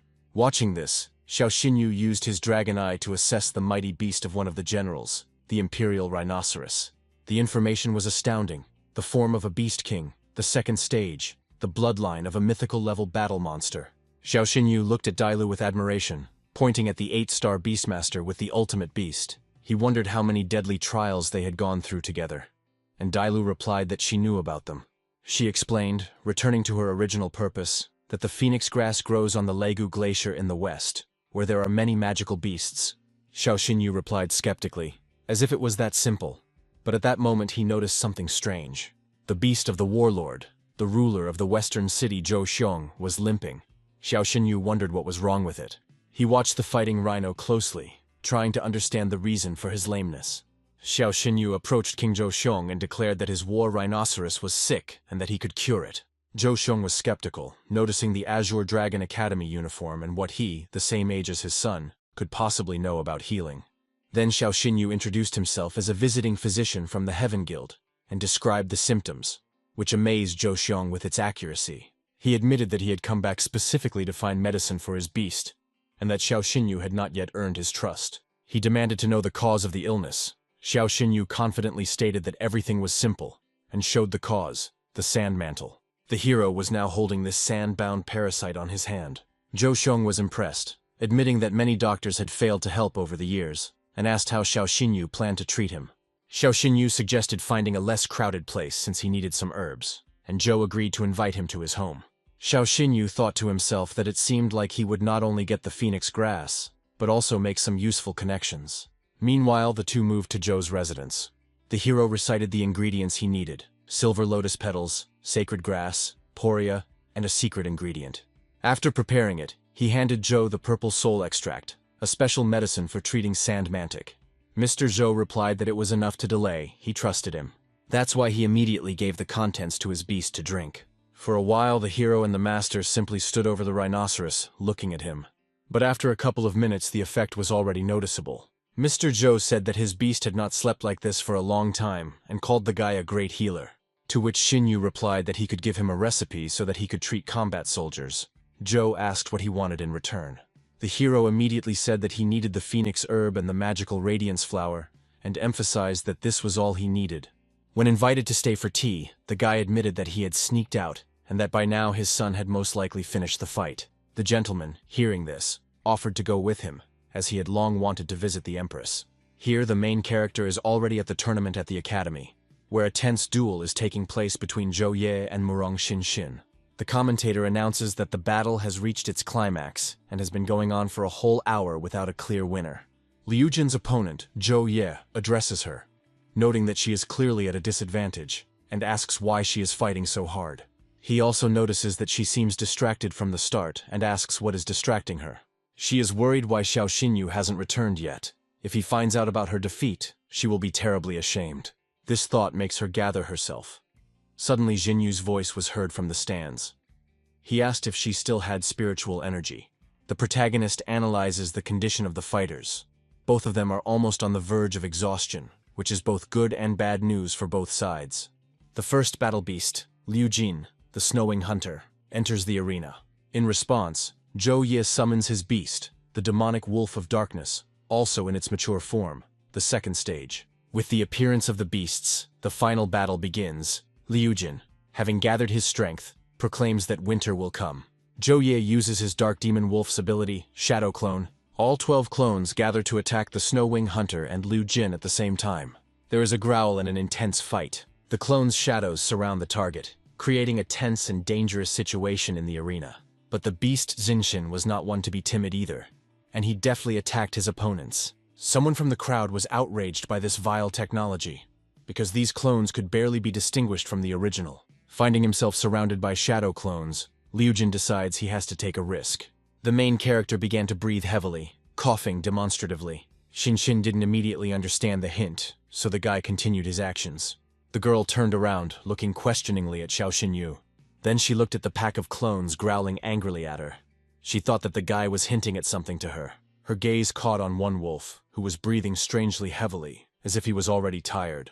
The audience sees the Snowwing Hunter appear to be performing some sort of maneuver, which could be taken as a hint at a special tactic. Encouraged by this, Liu Jin commands her beast with renewed vigor, launching a counterattack. He hit the original wolf right on target. The enemy couldn't believe what had happened. He ordered the demonic wolf to move the clones, thinking that his opponent was lucky. However, his plans were not crowned with success. The announcer's triumphant voice announces the long-awaited end, with Murong Xinshin emerging as the winner of this fight.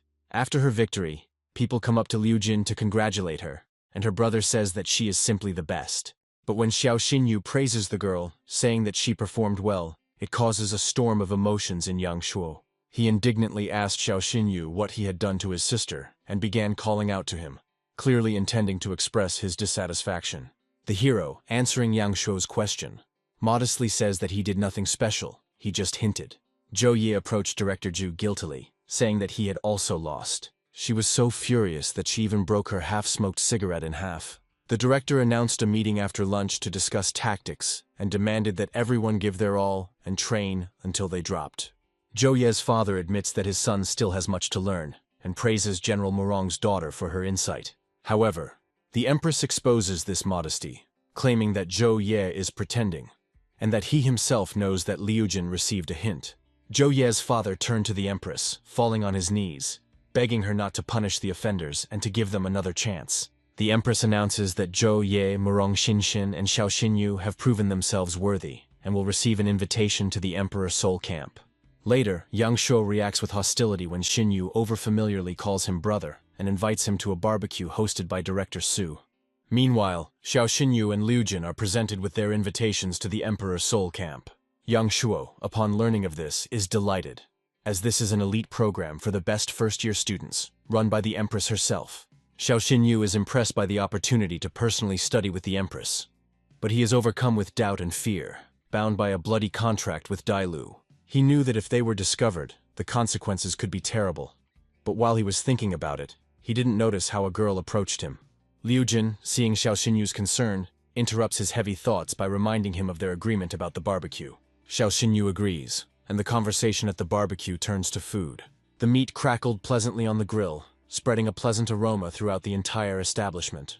Xiao Xinyu is surprised that Yang Shuo and Liu Jin, being from an elite clan, do not disdain street food. Yang Shuo replies that the 4 great clans are not monks, and he and his sister eat not only boiled meat, but also popular folk dishes. The girl ate her food with gusto, spying on the boys every now and then. The hero suddenly remembered how his youngest asked what Yutiao was, saying that he thought all the descendants of great clans were accustomed to luxury. Lujin, perhaps due to the awkward situation, sighs heavily. Xiao Xinyu asks her if something is wrong, to which she replies that she is just annoyed by her older brother. Then the main character says that the girl is just tense, so he offers to give her a massage. After all, he is a doctor. The dynamic between Yang Shuo and Xinyu becomes tense. Yang Shuo seriously threatens to kill the guy. The hero in response offers to drink 3 penalty drinks. Yang Shuo indignantly replies that it is not alcohol, but some kind of water, meaning that the drinks are too weak. Xiao Xinyu asks for something stronger, adding chaos to the already hilarious scene. This request was immediately fulfilled. A box of strong drinks was already standing on the boy's table. Yang Shuo, already in the mood for drinking, challenges Xiao Xinyu, declaring that he will outdrink him, otherwise his name is not Murong Yang Shuo. Late that night, Yang Shuo was already clearly drunk and had also suffered alcohol poisoning, which the boys witnessed with their own eyes. Xinyu asks him if he's okay, and if he'll drink more. Yang Shuo, trying to save face, mumbles that he still can. While Yang Shuo suffers from the after effects of his drinking, Xiao Xinyu humorously remarks to Liu Jin that her brother has gotten drunk and finally accepted him as his son-in-law. Liu Jin, apologizing for his brother's presence, says that it wasn't as fun as he would have liked, and suggests going for a walk sometime. Xiao Xinyu reminds them that there is a team tournament tomorrow and suggests meeting the day after tomorrow. However, Yang Shuo mumbles incoherently, apparently trying to object to their plans, but his words are lost, and he finally gives up. Now the protagonist is lying on his bed and emphasizes that he already has the phoenix herb, and the flower of magical radiance should be brought soon. The last and most difficult component, the dung of a magical beast, remained to be obtained. He expressed concern about how to do this. Having decided that the morning is wiser than the evening, the guy lay down to rest. A symbol that glowed red began to appear on Xiao Xinyu's hand. The next morning, Xiao Xinyu wakes up Dailu. He sleepily asks what happened. Dailu looks worried. Xiao Xinyu was startled and he cursed unconsciously. He asks her with horror why she got out on her own and worries whether the Empress's people saw her. Xiao Xinyu, sighing with relief after the girl's answer, said that he almost died of fear, and his heart almost jumped out of his chest. At this point, Dailu sheepishly clarifies whether it is from his or her chest. Then the guy touched the fox's chest. Xiao Xinyu apologizes, saying that his hand slipped. Afterwards, the guy reproached Dela for leaving the trapper's mark without permission, and asked what she had learned. Dailu reports disturbing news. The Dragon State Fleet Admiral, Murong Jin, has captured Medusa, the spiritual serpent of disaster. She predicts that, given the methods of the Dragon State, she will certainly be executed in 3 days, on the full moon. Xiao Xinyu notes that it was no wonder that Murong Jin, the admiral, was able to defeat such a beast. Then he guesses that Dailu is going to save her. She confirms this by revealing the reason. Medusa has information that the Empress participated in the battle to exterminate the dragons. He points to an incredible danger, an underground prison at the fleet headquarters, patrolled by 1,000 high-level beast hunters. At the headquarters itself are the 10th star hunters who control the beasts with the blood of the sea god, not to mention the admiral himself. The hero calls the plan suicide for both of them. Dailu, seeing his resistance, affectionately calls him master, trying to soften him. Despite his decision, Xiao Xinyu is tasked with infiltrating the naval headquarters and rescuing Medusa to uncover the secret of the Empress's involvement. In a rage, he curses the one who gave him this task, calling him a sadist, but his thoughts turn to his sister. She may suffer. Deciding to take a risk, he turns to Dial and announces that he has decided to go with her to free Medusa. Dailu, happy and grateful, exclaims that she is very happy and thanks him. Xiao Xinyu sees the news confirming Medusa's execution in 3 days, and asks Dailu why they chose that day.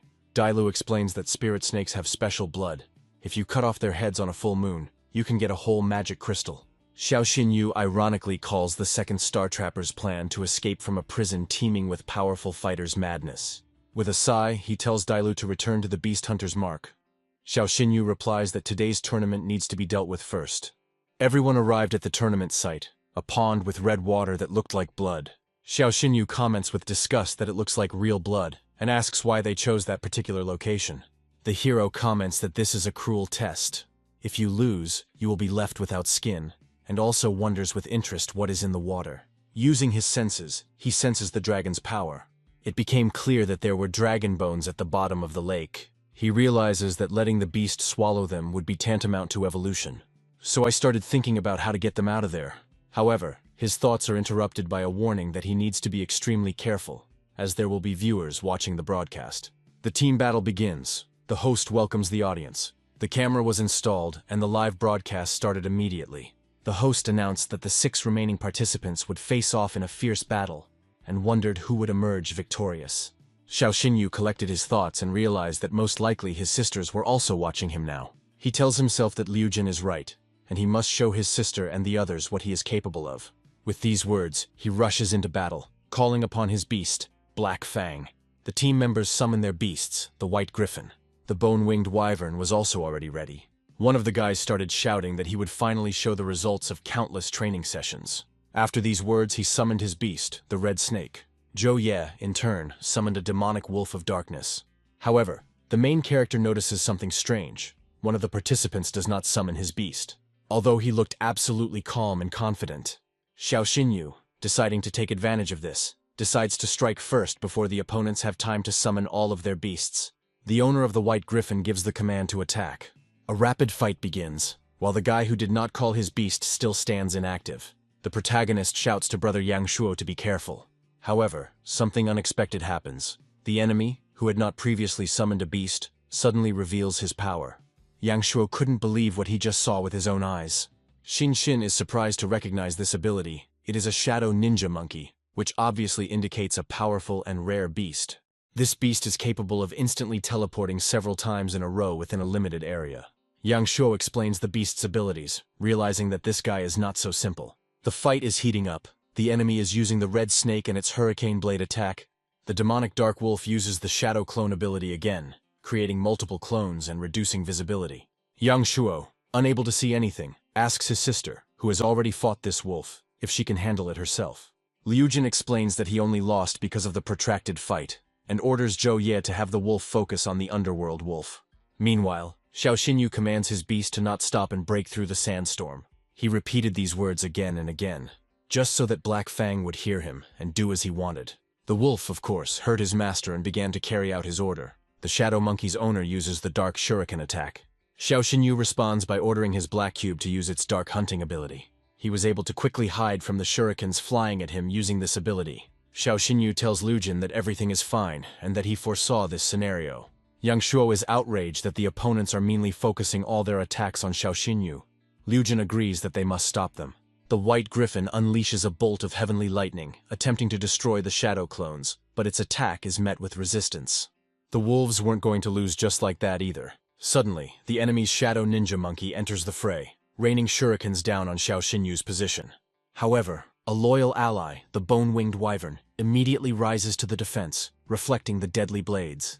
The guy who had been standing in the shadows all this time suddenly said that Xiao Xinyu's star would be the first to go out today.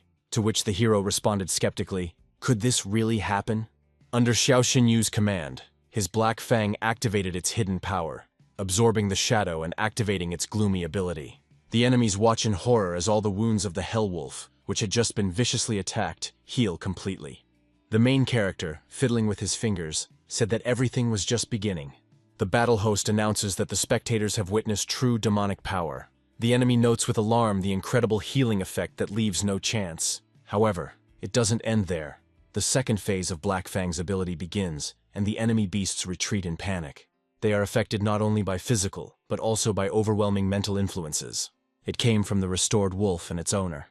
Xiao Xinyu orders his Black Fang to prepare to use his most powerful move, the Hellfire Lotus. The audience is shocked to realize that the skill of one beast combines 4 attributes at once: fire, wind, darkness, and demonic power. The delighted presenter announces that the Lotus of Hellfire is a technique that amazes with its incredible power. This was also understood by Yang Shuo, who was watching what was happening with delight. The protagonist's beast carried out all orders perfectly and used its abilities. The enemy, realizing the seriousness of the threat, orders his Red Snake to use the Hurricane Stone. Everything was done to try to extinguish the flaring hellfire, but it is becoming clear that stopping this attack will be difficult. The Red Snake Hurricane Stone, imbued with the element of earth, collides with the Hellfire Lotus, but to the enemy's amazement, he cannot suppress it.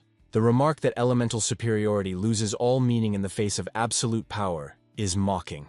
Xiao Xinyu gives his final command to Black Fang to blow everyone up. A multi-attribute attack, Hellfire Lotus reaches its peak power and crashes down on enemies, causing a deafening explosion. The result is a complete rout of the enemy team. Their beasts and tactics are no match for the overwhelming force. Shinshin recalled that yesterday, Xiao Xinyu really hadn't fought at full strength. Turning to his defeated opponents, he asks with disdain if everyone in the White Tiger Academy is really that weak. His words infuriate the enemy team leader, who, holding back his emotions, reminds his teammates not to give in. They were going to continue with the original plan, giving it their all in the upcoming fight. The opponents gathered their courage after Xiao Xinyu's words. Their animals were also ready, seeing the determination of their owners. Despite all this, Black Fang was confident in his strength and stood alone against his opponents. The guy from the enemy said that they were preparing their most powerful coordinated attack. He was sure that no one could withstand such a blow. However, Xiao Xinyu, after hearing the threat, only with a cold-blooded smile challenges him to whether he is confident in his words. His confidence is unshaken, and he demonstrates a readiness not only to withstand, but to repel any attack. The opponent watched the outcome of events with his mouth open in confusion.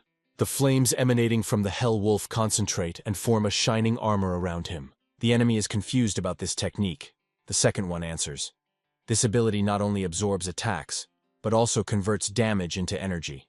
Everyone is shocked and wonders how the guy is capable of such a thing, while he himself notes that his opponents seem to have missed the most important thing.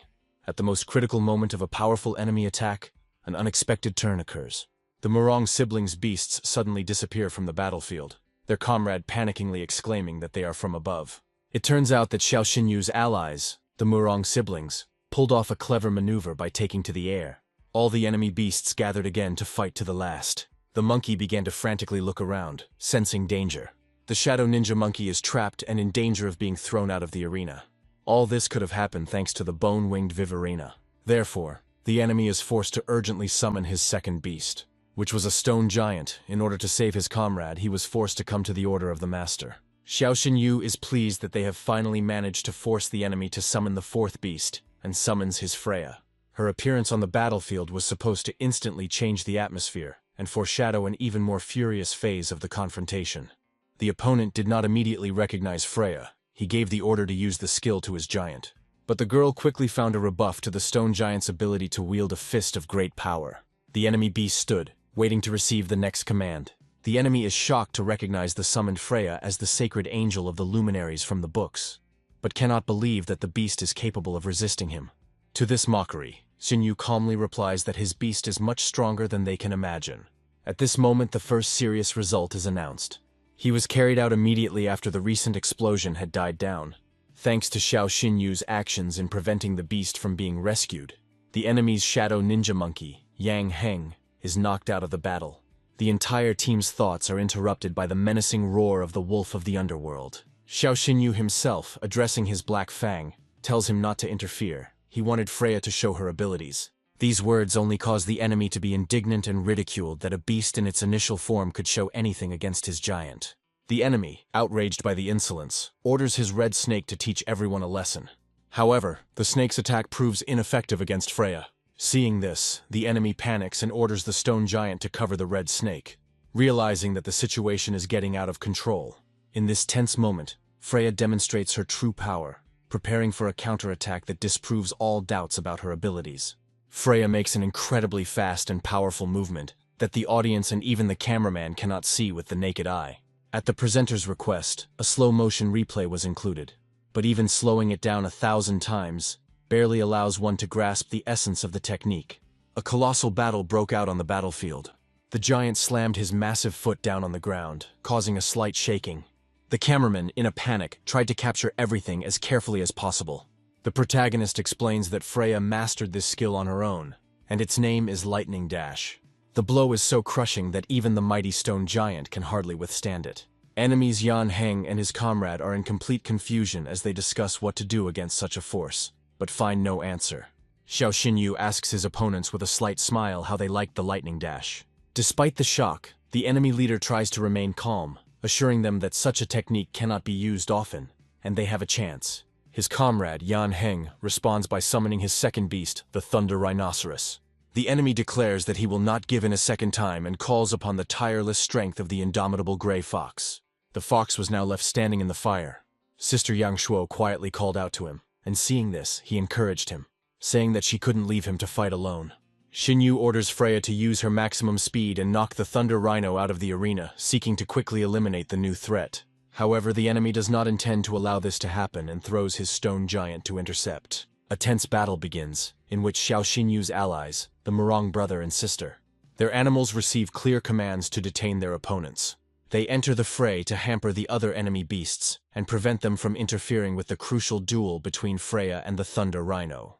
They are trying to create a tactical advantage for their team. Although it doesn't look so easy, no one resists and fights to the end.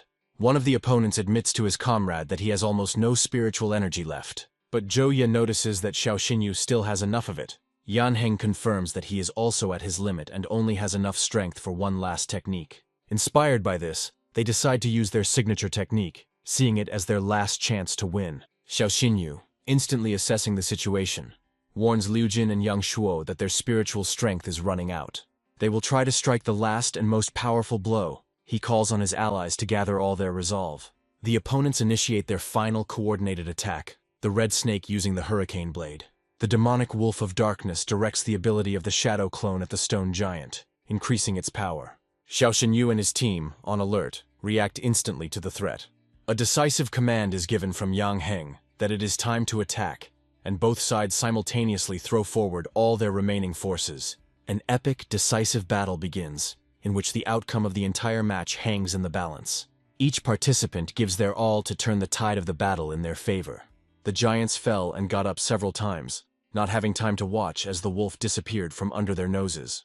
The enemy looked at them, trying to somehow tell them what to do. But it was all in vain. Their rivals' animals acted together, so they had a lot of advantages. In the midst of the final clash, when the enemy attack reaches its peak, Xiao Xinyu gives the decisive order. He orders his loyal wolf of the underworld, Black Fang, to finish them off.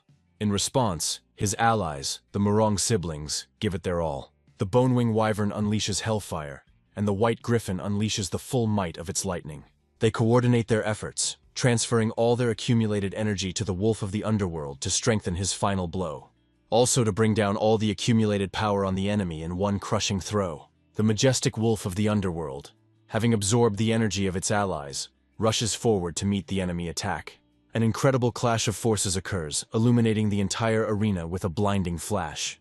The power of a coordinated attack from the enemy is met with an equal response. A powerful stream of energy flies straight towards the target. The clones of the stone giant fall dead. They couldn't even resist the attack. After a moment of blinding light and a deafening roar, the wave of energy dissipates. The remains of the enemy animals are visible, scattered throughout the area. The arena falls silent, shrouded in swirling dust and residual energy. Everyone is holding their breath in anticipation of the outcome of this decisive battle.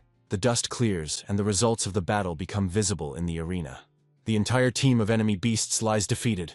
The leader of their group is shocked to hear that they have lost. Xiao Xinyu's side was jubilant. Victory was certain, and the host announced that the Azure Dragon Academy had won. The protagonist happily shouts to Liu Jin that they succeeded, and she, tired but happy, agrees. The girl's brother shouts at the guy in a rage, asking if he's being too brazen to grope his sister. One of the defeated opponents, showing respect, admitted defeat. He told Xiao Xinyu that he really was a monster, and that this time they had lost fairly and without question. Xiao Xinyu agreed that it was fair and thanked him for the compliment with a slight smile.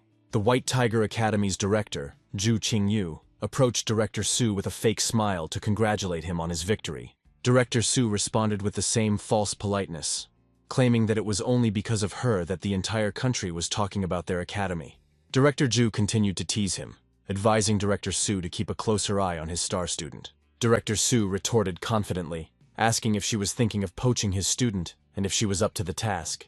At this moment, Director Su called out to Xiao Xinyu, asking him to come over for a minute. Xiao Xinyu reacted to her call with surprise. Director Su defiantly declared that after all, she had saved Xiao Xinyu's life. Of course he would take her side. Director Su could barely contain his anger, and the guy asked her to control herself, reminding her that they were on live television. At that moment, they were actually watching the live broadcast on TV. These were the main character's sisters. The eldest, beside herself, mentally called the director a vile bitch. The night was quiet after the victory celebration. Xiao Xinyu, Liu Jin and Murong Yangshuo were relaxing at the bar. Xiao Xinyu, who was already noticeably drunk, claimed that he was not drunk yet, and offered to have another drink. Lu Jin decided that it would be better for him to sleep it off, and said that it was time for them to leave. After Liu Jin and Murong Yangshuo left, Xiao Xinyu opened his eyes slightly. He was not drunk. I decided to call Dela. He said that they needed to go to the lake of the fallen dragon. Dailu, having appeared, was surprised, saying that he had gotten drunk and asked where he was going in the middle of the night. Xiao Xinyu replied that he had figured out how to save the jellyfish and that he needed her to come with him. Dailu took his words seriously. Xiao Xinyu explained his plan.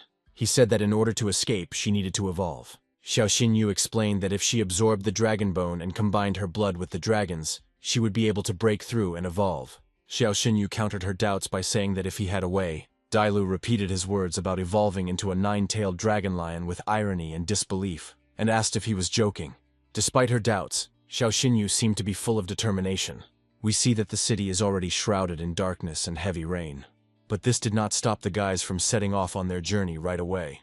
He brought Dela to a place called the Fallen Dragon Lake, which has a deep connection with dragons. A heavy downpour began, which Xiao Xinyu believed would reduce the chances of being spotted. He asked Dela to protect him with foxfire, and when he went down into the water, he would show her the way. The girl, swimming with him, asked where exactly the dragon bones were located. Xiao Xinyu began giving instructions, asking Dailu to dive a little to the left. He then corrected the course, saying that they were off course and now needed to go to the right, and indicated that the target was at the bottom of the lake, about 300 meters away. Dailu confirmed that she saw something. She discovered something amazing at the bottom of the lake. It was the dragon's heart bone, the smallest but densest and hardest part of the dragon. The fox was amazed by Xiao Xinyu's knowledge, wondering if he was really only 18 years old. Xiao Xinyu, having received the bone, proposed a plan. He told Dale that when they got to the shore, they would immediately go into the forest to merge. He noted that there are many predatory animals there, but at least no one will disturb them. Dailu agreed with his plan and they moved on.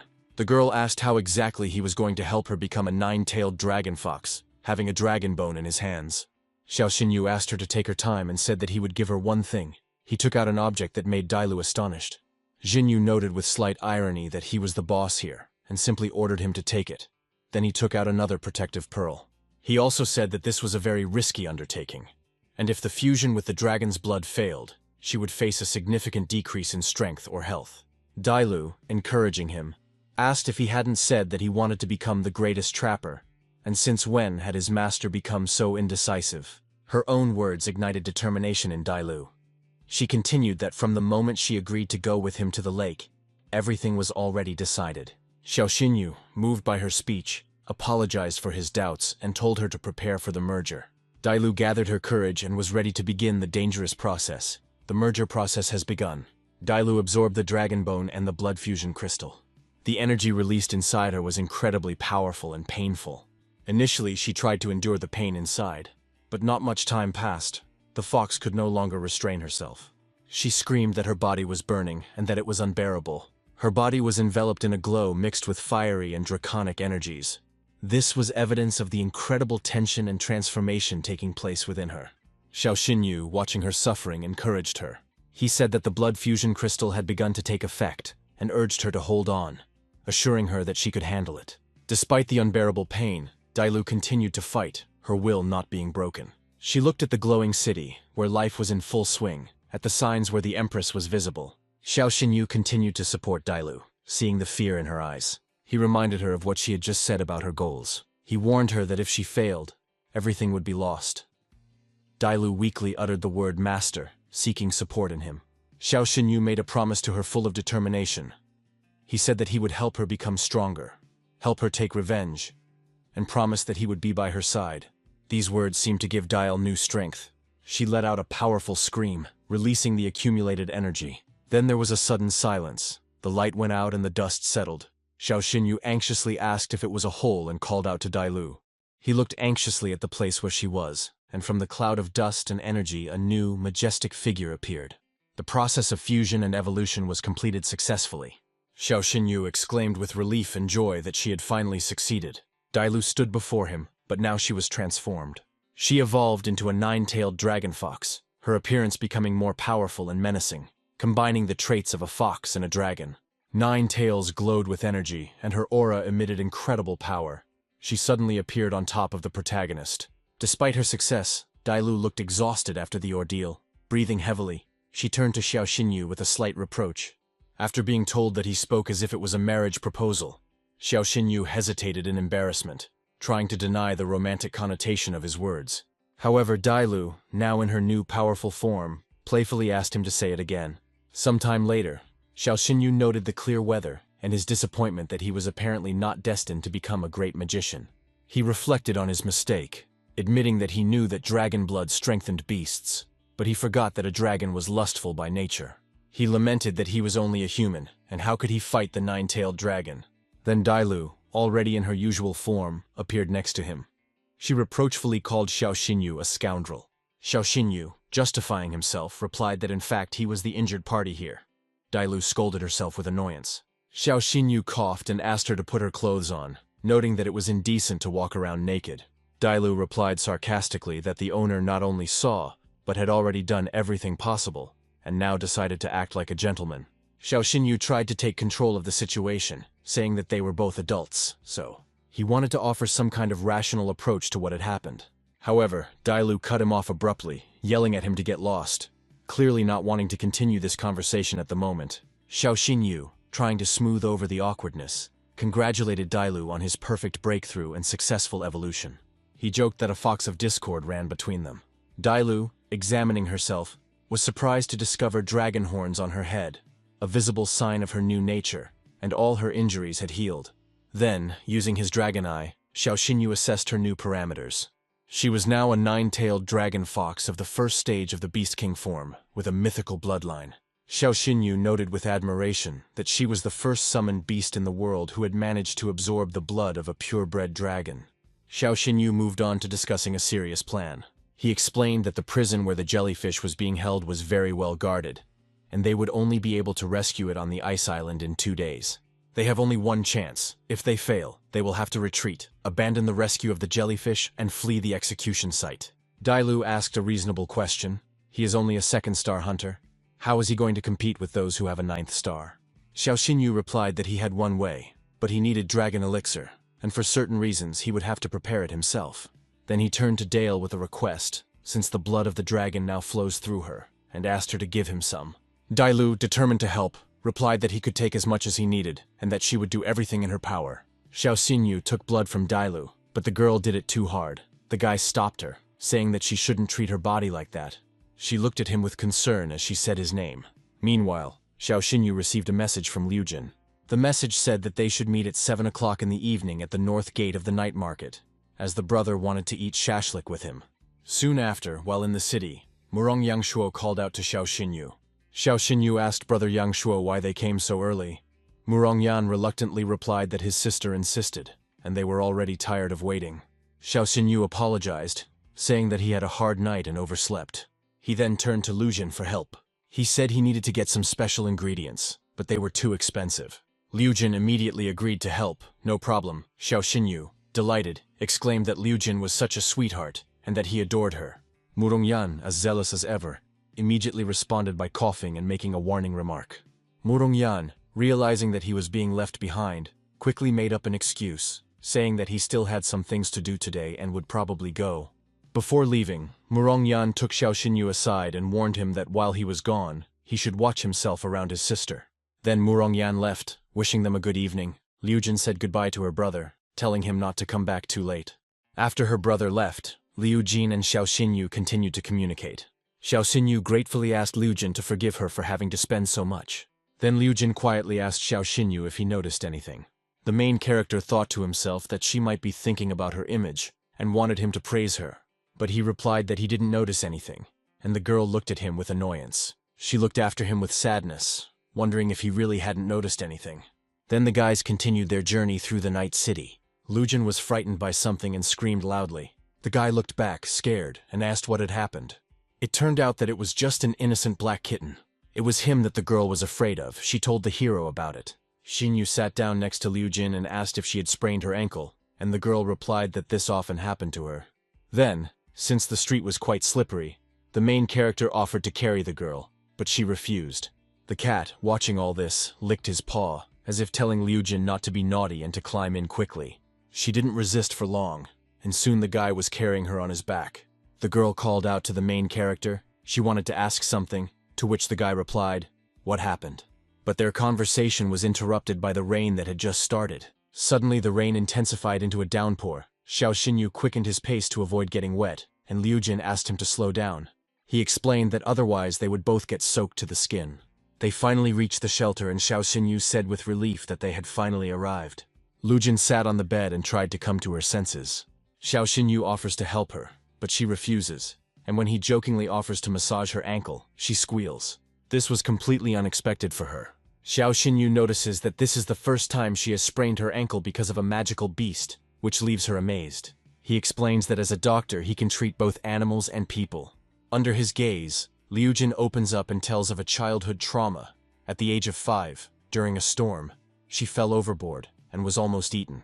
Her father saved her, but at the cost of his own hand. This story reveals her deep emotional wound. Liu Jin considers her injury to be nothing compared to her father's sacrifice, and she anxiously thinks about the meeting with the general tomorrow. Xiao Xinyu advises her to take care of her leg so that she can recover in time for the finals, and gets ready to leave. Liu Jin stops him hesitantly. She asks for help getting to the bathroom because she has difficulty walking. Xiao Xinyu agrees to help without hesitation. In the bathroom, Liu Jin wonders if she was too direct in her request. It was still raining heavily outside, and it could be heard even inside the building. After leaving the shower, the girl still thinks about her behavior. Suddenly her brother Yang Shuo appears and asks worriedly about her leg. He explains that Xiao Xinyu asked him to come, but he himself went away on business. Yang Shuo, understanding more than he lets on, gently chides his sister. He knows she likes Xiao Xinyu, but he thinks she's overreacting. He admonishes her, saying that feelings can push her to rash actions, and she needs to learn to control them. Liu Jin only sighs. Xiao Xinyu in his laboratory summons his fire beast Dailu to help him prepare elixirs. Dailu asks why he didn't stay with Liu Jin. Xiao Xinyu answers evasively, suggesting that she think about it herself, but then gets down to business. He explains that they need to create at least 2 perfect dragon elixirs to increase their chances of survival. Dailu jokingly remarks that now it is impossible to even joke, but agrees to help. Together they begin the complex process of alchemy, and soon Xiao Xinyu announces that the elixir is ready. Tired after hard work, Xiao Xinyu tells Dailu that he will sleep for a while, and when he wakes up, they will set off. He falls asleep right in the laboratory. Dailu, his faithful fire beast, looks tenderly at his sleeping master. She quietly says words of gratitude to her master, but then quickly changes her mind and says, no, that he is hers. When Xiao Xinyu wakes up, he decisively declares that it is time to set out on a journey full of deadly dangers. Dailu, worried about him, tries to dissuade him, saying that he has no reason to risk his life for the sake of a summoned beast.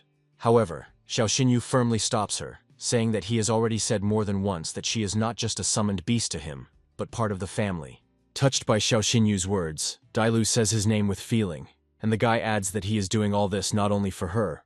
The fox then changes the subject to matters at the academy, asking what to do about his absence for a few days. Xiao Xinyu explains that he said he was going to see his sister and should return home soon, after which Director Su gave him 3 whole days off.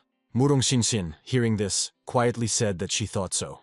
When she tries to leave, her brother stops her and asks where she is going. The girl replies that she feels unwell, will skip training and return to the hotel, and is allowed to leave. While the academy is busy, Xiao Xinyu and Dailu are discussing their upcoming trip. Xiao Xinyu suggests the fastest route, sailing directly from the Azure Beach to the Island of Ice and Fire. Asks Dela if she can cover such a distance.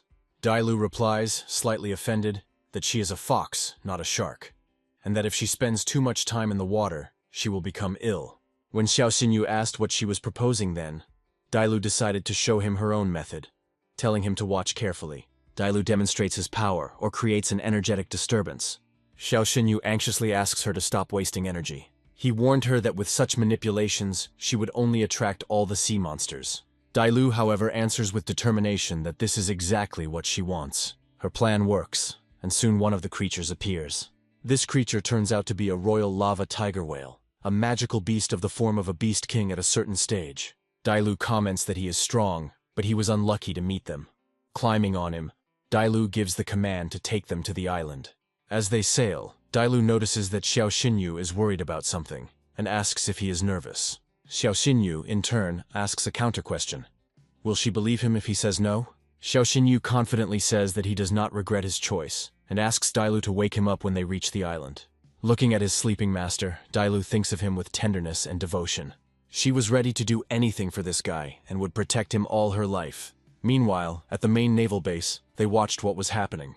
Murongjin concludes that Yangshu and Xinxian are on the right path. Admiral Murongjin, observing the data, also reflects on Xiao Xinyu's talents. Suddenly a man named Bai Yu appears at headquarters, and Admiral Murongjin asks in surprise what brought him here. Bai Yu explains that the execution of Medusa is a serious matter. The Empress is worried and sent him to oversee the process. Bai Yu asks him not to be stubborn and explains the situation. There is unrest on land. Sakurano cultists were trying to break through the border. When Murongjin asked if they already knew of his presence here, Bai Yu only gave a meaningful and mysterious smile. Murongjin believes that the presence of two generals, himself and the ground forces general, should deter the enemies from attacking. However, Bai Yu still wanted to put pressure on his subordinates, despite Murongjin's words not to do so.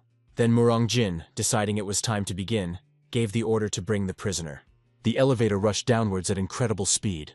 At the place of execution there was already a jellyfish, chained. In front of her stood a guillotine of impressive size. The general makes a speech, declaring that Medusa's crimes are countless, and that her survival to this day is a mercy of the Empress. Medusa herself, a magical beast of the Beastman class, she, known as the spiritual snake of disasters, indignantly asks again whether they are innumerable.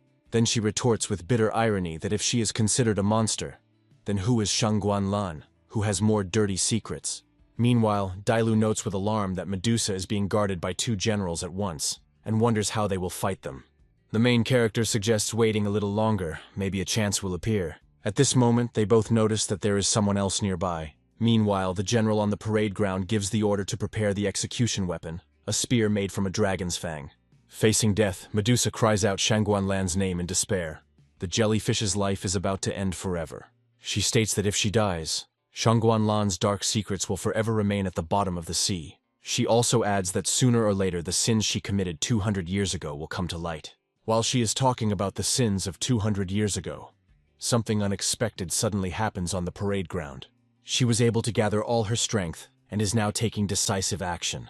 Releases a powerful ability called Spiritual Mist, creating instant confusion and cover. A sudden release of Spiritual Mist envelops the execution site, causing chaos. All subordinates are powerless to influence this mania.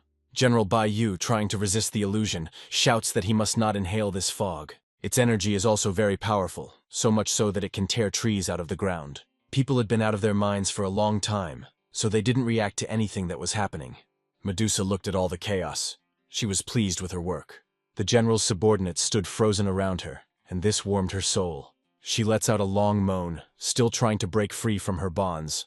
Bai Yu admits that Medusa is incredible. Even in this situation, she can still use illusions. Medusa, taking advantage of the moment, turns to Bai Yu with a provocative question, asking if he has forgotten what happened to his family. Medusa's words infuriate Bai Yu, and he angrily yells at her to mind her own business, calling her a brat. At this moment, elsewhere in the base, other members of the Flame Alliance who have infiltrated inside find the electrical control room.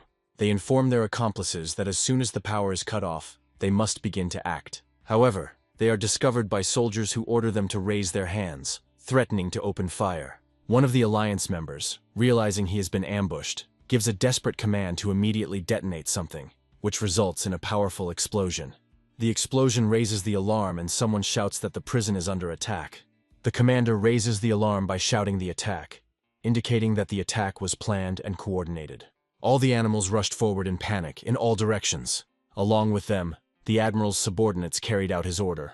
To regain control, Bai Yu orders an end to the panic, the initiation of a protective protocol, and a complete lockdown of the island. At the same time, Murongjin gives the order to continue the execution of Medusa, reasoning that once she dies, there will be no reason to attack. It was at this critical moment that Xiao Xinyu and Dailu arrived, and Xiao Xinyu gave the command to act. As soon as they appeared, the regiment seemed to be cut in half by a powerful energy. Dailu, appearing in her powerful nine-tailed fox form, confidently replies that her master can rely on her. Her sudden appearance and impressive form shock those present. General Murongjin exclaims in amazement that it is a nine-tailed fox. However, Dailu, focused on the rescue, does not answer the jellyfish's questions.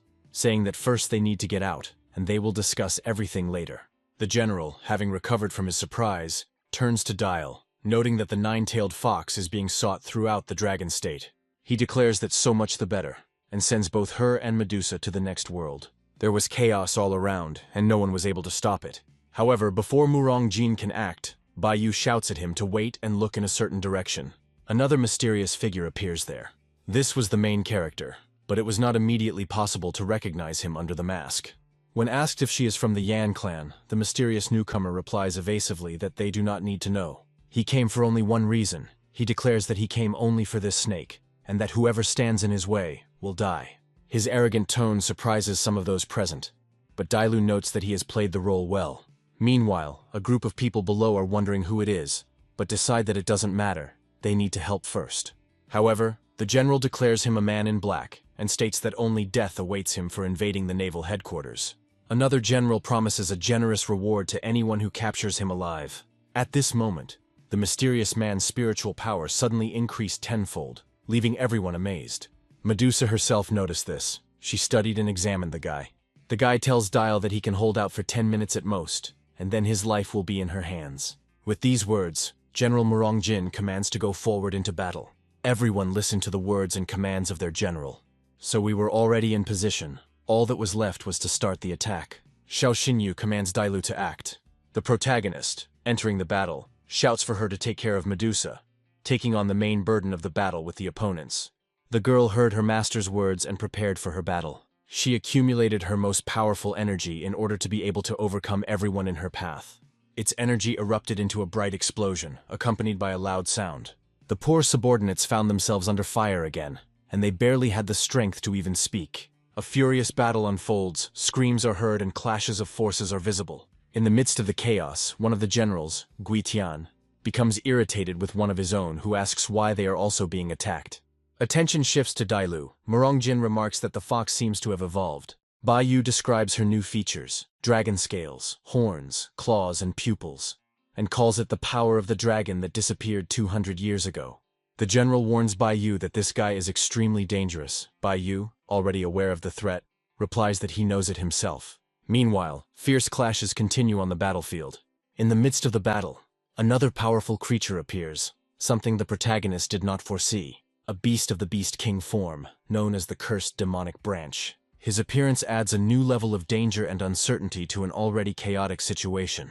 He opened his mouth, and the boys flew down, straight into his stomach. They flew and looked up into the sky until the beast's ugly mouth slammed shut. Someone comments that it is better to see once than to hear 100 times, noting that this plant beast looks incredible. The cursed demon flower lives up to its reputation as a god among plant beasts, destroying enemies with a single blow. However, after this attack, Xiao Xinyu and Dailu are found alive. Xiao Xinyu asks in a confused tone where they are, and the answer is a frightening explanation. They are in the stomach of the cursed demonic flower. The rescued jellyfish was with them, and explained what had happened to its rescuers. This discovery left Xiao Xinyu shocked and confused, especially when some more terrible beasts attacked them. Medusa looked around. She was trapped again. The main character did not lose hope of getting out of here, so he looked around to see what he should do. Dailu did everything in her power until she made a magical circle to protect them. Using his power, the guy tried to quickly scan the monsters. Xiao Xinyu does not lose his composure and gives Dailu a clear command. Use dragon breath and attack the weak spot on the right, which the fox quickly did. She strained herself to carry out her master's order properly. Meanwhile, outside, the generals looked at the cursed demonic flower. Baiyu says that whoever is swallowed by the cursed demon flower will experience torment as if their flesh is beginning to decompose. He is sure that even if this Dragonalis can do something, she will not be able to get out. However, his words are immediately refuted by a powerful explosion from within the creature, and Dial manages to escape from the cursed flower's stomach. Baiyu can't believe it, exclaiming that this simply can't be true. The power of the dragon flame used by Dailu impressed Murong Jin. Even this flower couldn't withstand the attack. The general says they have been fighting the Flame Alliance for 100 years, and Dailu is not on the top 10 wanted list. Who are they? Seeing that he has no intention of revealing his identity, Murong Jin declares that they will have to arrest the guy and interrogate him slowly. However, before his threat can be carried out, a powerful explosion occurs at the beachhead. The destructive force of the explosion is so great that it surprises even the generals present, who are forced to acknowledge the power of the attack. The explosion creates chaos, and as cover, changes the balance of power on the battlefield. This explosion was made by a beast that had just emerged. Dailu is trying to somehow stop this powerful force. Xiao Xinyu notes the scale of the disaster with suppressed amazement. A picture of colossal destruction opens up. The earth is dug up, the rocks are split. Everything testifies to the monstrous force that swept through here. They realize that they are facing the effect of a force far beyond the ordinary. So the fox continues to fight. His companion Dailu silently surveys the area, her expression alternating between anxiety and concentration. Taking advantage of the chaos caused by the explosion, the protagonist turns to Dial. He warns that the fight cannot be prolonged, because the effect of the drug that gave him temporary strength will only last a little more than 3 minutes. Hearing this, Dailu understands that he needs to leave immediately. However, General Bai Yu blocks their path, declaring the Myriad Vine's execution, and rushes to attack. The boys were surrounded from front and back, and Dailu was already in despair, thinking that all was lost. Bai Yu claims that plant animals are naturally insensitive to pain, and that they have miscalculated. Meanwhile, the situation for rescuers is worsening. They are being attacked from 2 sides. Dailu is completely immobilized. The enemies were already approaching, ready to attack right now. At this critical moment, Xiao Xinyu gives Dailu an unexpected order. It was necessary to stop the resistance, suppress the dragon's power, and turn off the energy shield. Dailu, confused, asks why this is necessary, but Xiao Xinyu insists that she just do it. Dailu complies, her sudden refusal to resist and removal of her protection surprising General Bai Yu. He stared at her and wondered about her motives. However, Jin, who was standing nearby, decided to take advantage of the moment, believing that in any case, no enemy could withstand the blow. He prepares to deliver a crushing blow, but at that moment, Bai Yu notices that Xiao Xinyu and Dailu are still alive. At the moment of the fatal blow of the Leviathan's trident, an unexpected defense is triggered, and the dragon's soul manifests from Dailu. Jin realized that it was a dragon soul and he was furious. This sight shocks Bai Yu, who admits that this bastard was actually able to release the dragon's soul. Dailu, stunned, realizes that she has survived. Xinyu explains that it is her ability, the dragon's soul, that protects her from a fatal blow. However, the guy reports that his spiritual energy is almost at 0, and in a minute he may lose consciousness, or even die. So Dailu agreed to get out of here as quickly as possible. But Bai Yu, having recovered from the shock, shouts that they will not leave.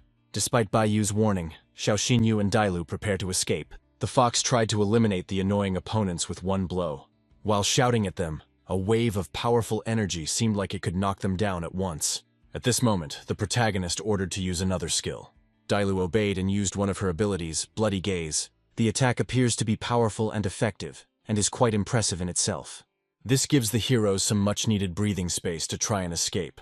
Murong Jin says that they cannot allow the fugitives to escape from the island of ice and fire. He orders Leviathan to continue using the sea god's trident, calling for the complete destruction of his opponents. The order has been given, and a new, even more powerful attack is being prepared, putting the heroes on the brink of death. Despite Murong Jin's orders and the impending devastating attack, the heroes managed to escape. All this together could not give the heroes a chance to escape without consequences. Afterwards, a powerful explosion was visible. It did not die down for a long time, so strong were the forces of both sides. The main character barely held on to his beast. He screamed, not knowing what to do next.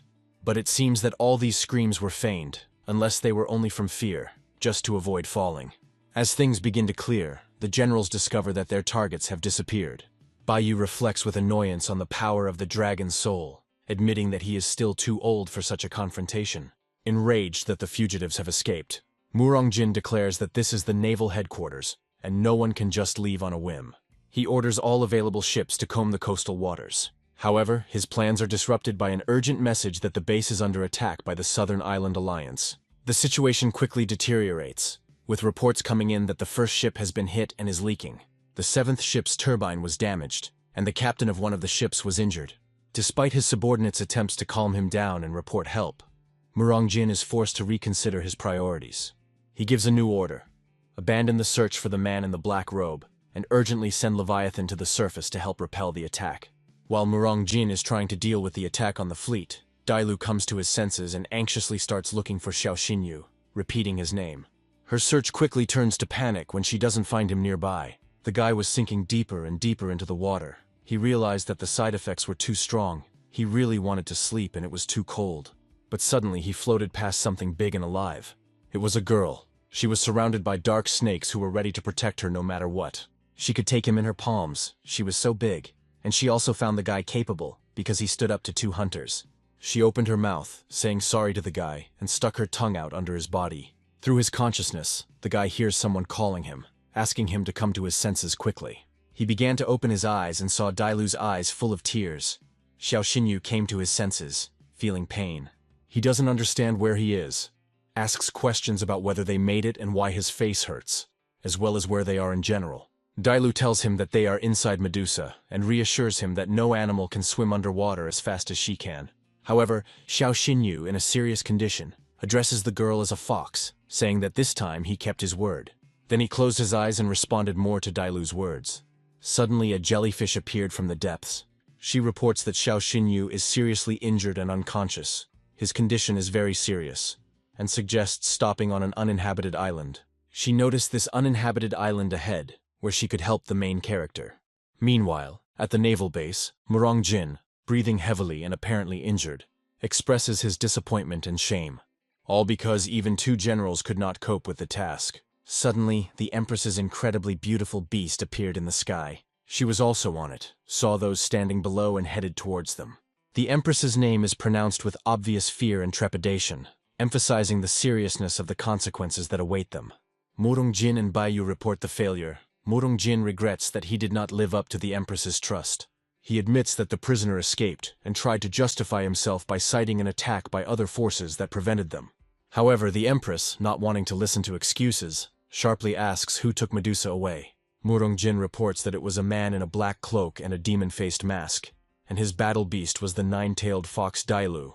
The Empress is furious that the two generals failed to protect the naval headquarters. At this moment, Baiyu adds that the attackers had the power of a dragon, and the nine-tailed fox even had a dragon's soul. Hearing about the dragon's power and the dragon's soul, the Empress becomes confused, mentally denying the possibility of this, but then pulls herself together.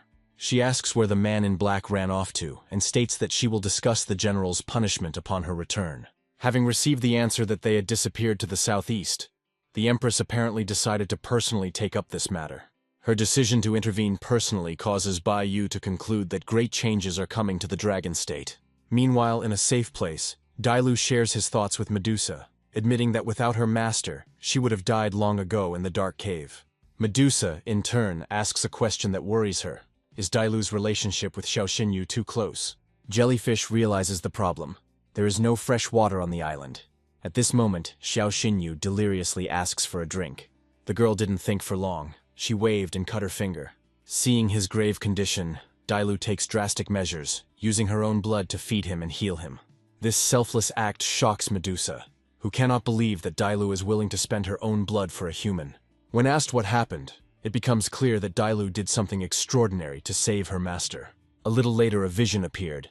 The figure of a strong woman appeared. Xiao Xinyu shouts out Shangguanlan's name. She somehow influenced the main character, causing his scream to resound throughout the area. Then Xiao Xinyu finally comes to his senses. Dailu tells him with great relief that he slept all morning, and she was very worried. Xiao Xinyu, still weak, asks where they are this time. Dailu replies that it is an uninhabited island near the magical strait. At this moment, an emotional connection arises between them, which is reflected in the increased level of Dailu's affection for him. However, this intimate scene is interrupted by Medusa coughing, who asks with slight irony how long they will continue to make out here. A new object, a crown, appears in the frame, perhaps indicating a new discovery, attracts attention. The girl handed the main character a glass of liquid. The guy noticed that she was incredibly attractive, so he was taken aback for a moment, not knowing what to say. His face immediately flushed with embarrassment. He already wanted to thank the jellyfish. Medusa, whose real name is Shasha, interrupts the thanks, saying that she should be the one thanking them, because they saved her life. Xiao Xinyu modestly replies that there is no need for formalities, and that it was not difficult, but Medusa insists. She says that the snake tribe always repays kindness, especially for saving a life, and invites him to ask for whatever he wishes. Xiao Xinyu, with a slight smile, asks again if she should be embarrassed. A little later, he makes an unexpected and daring wish, saying that everything is simple. He wants her.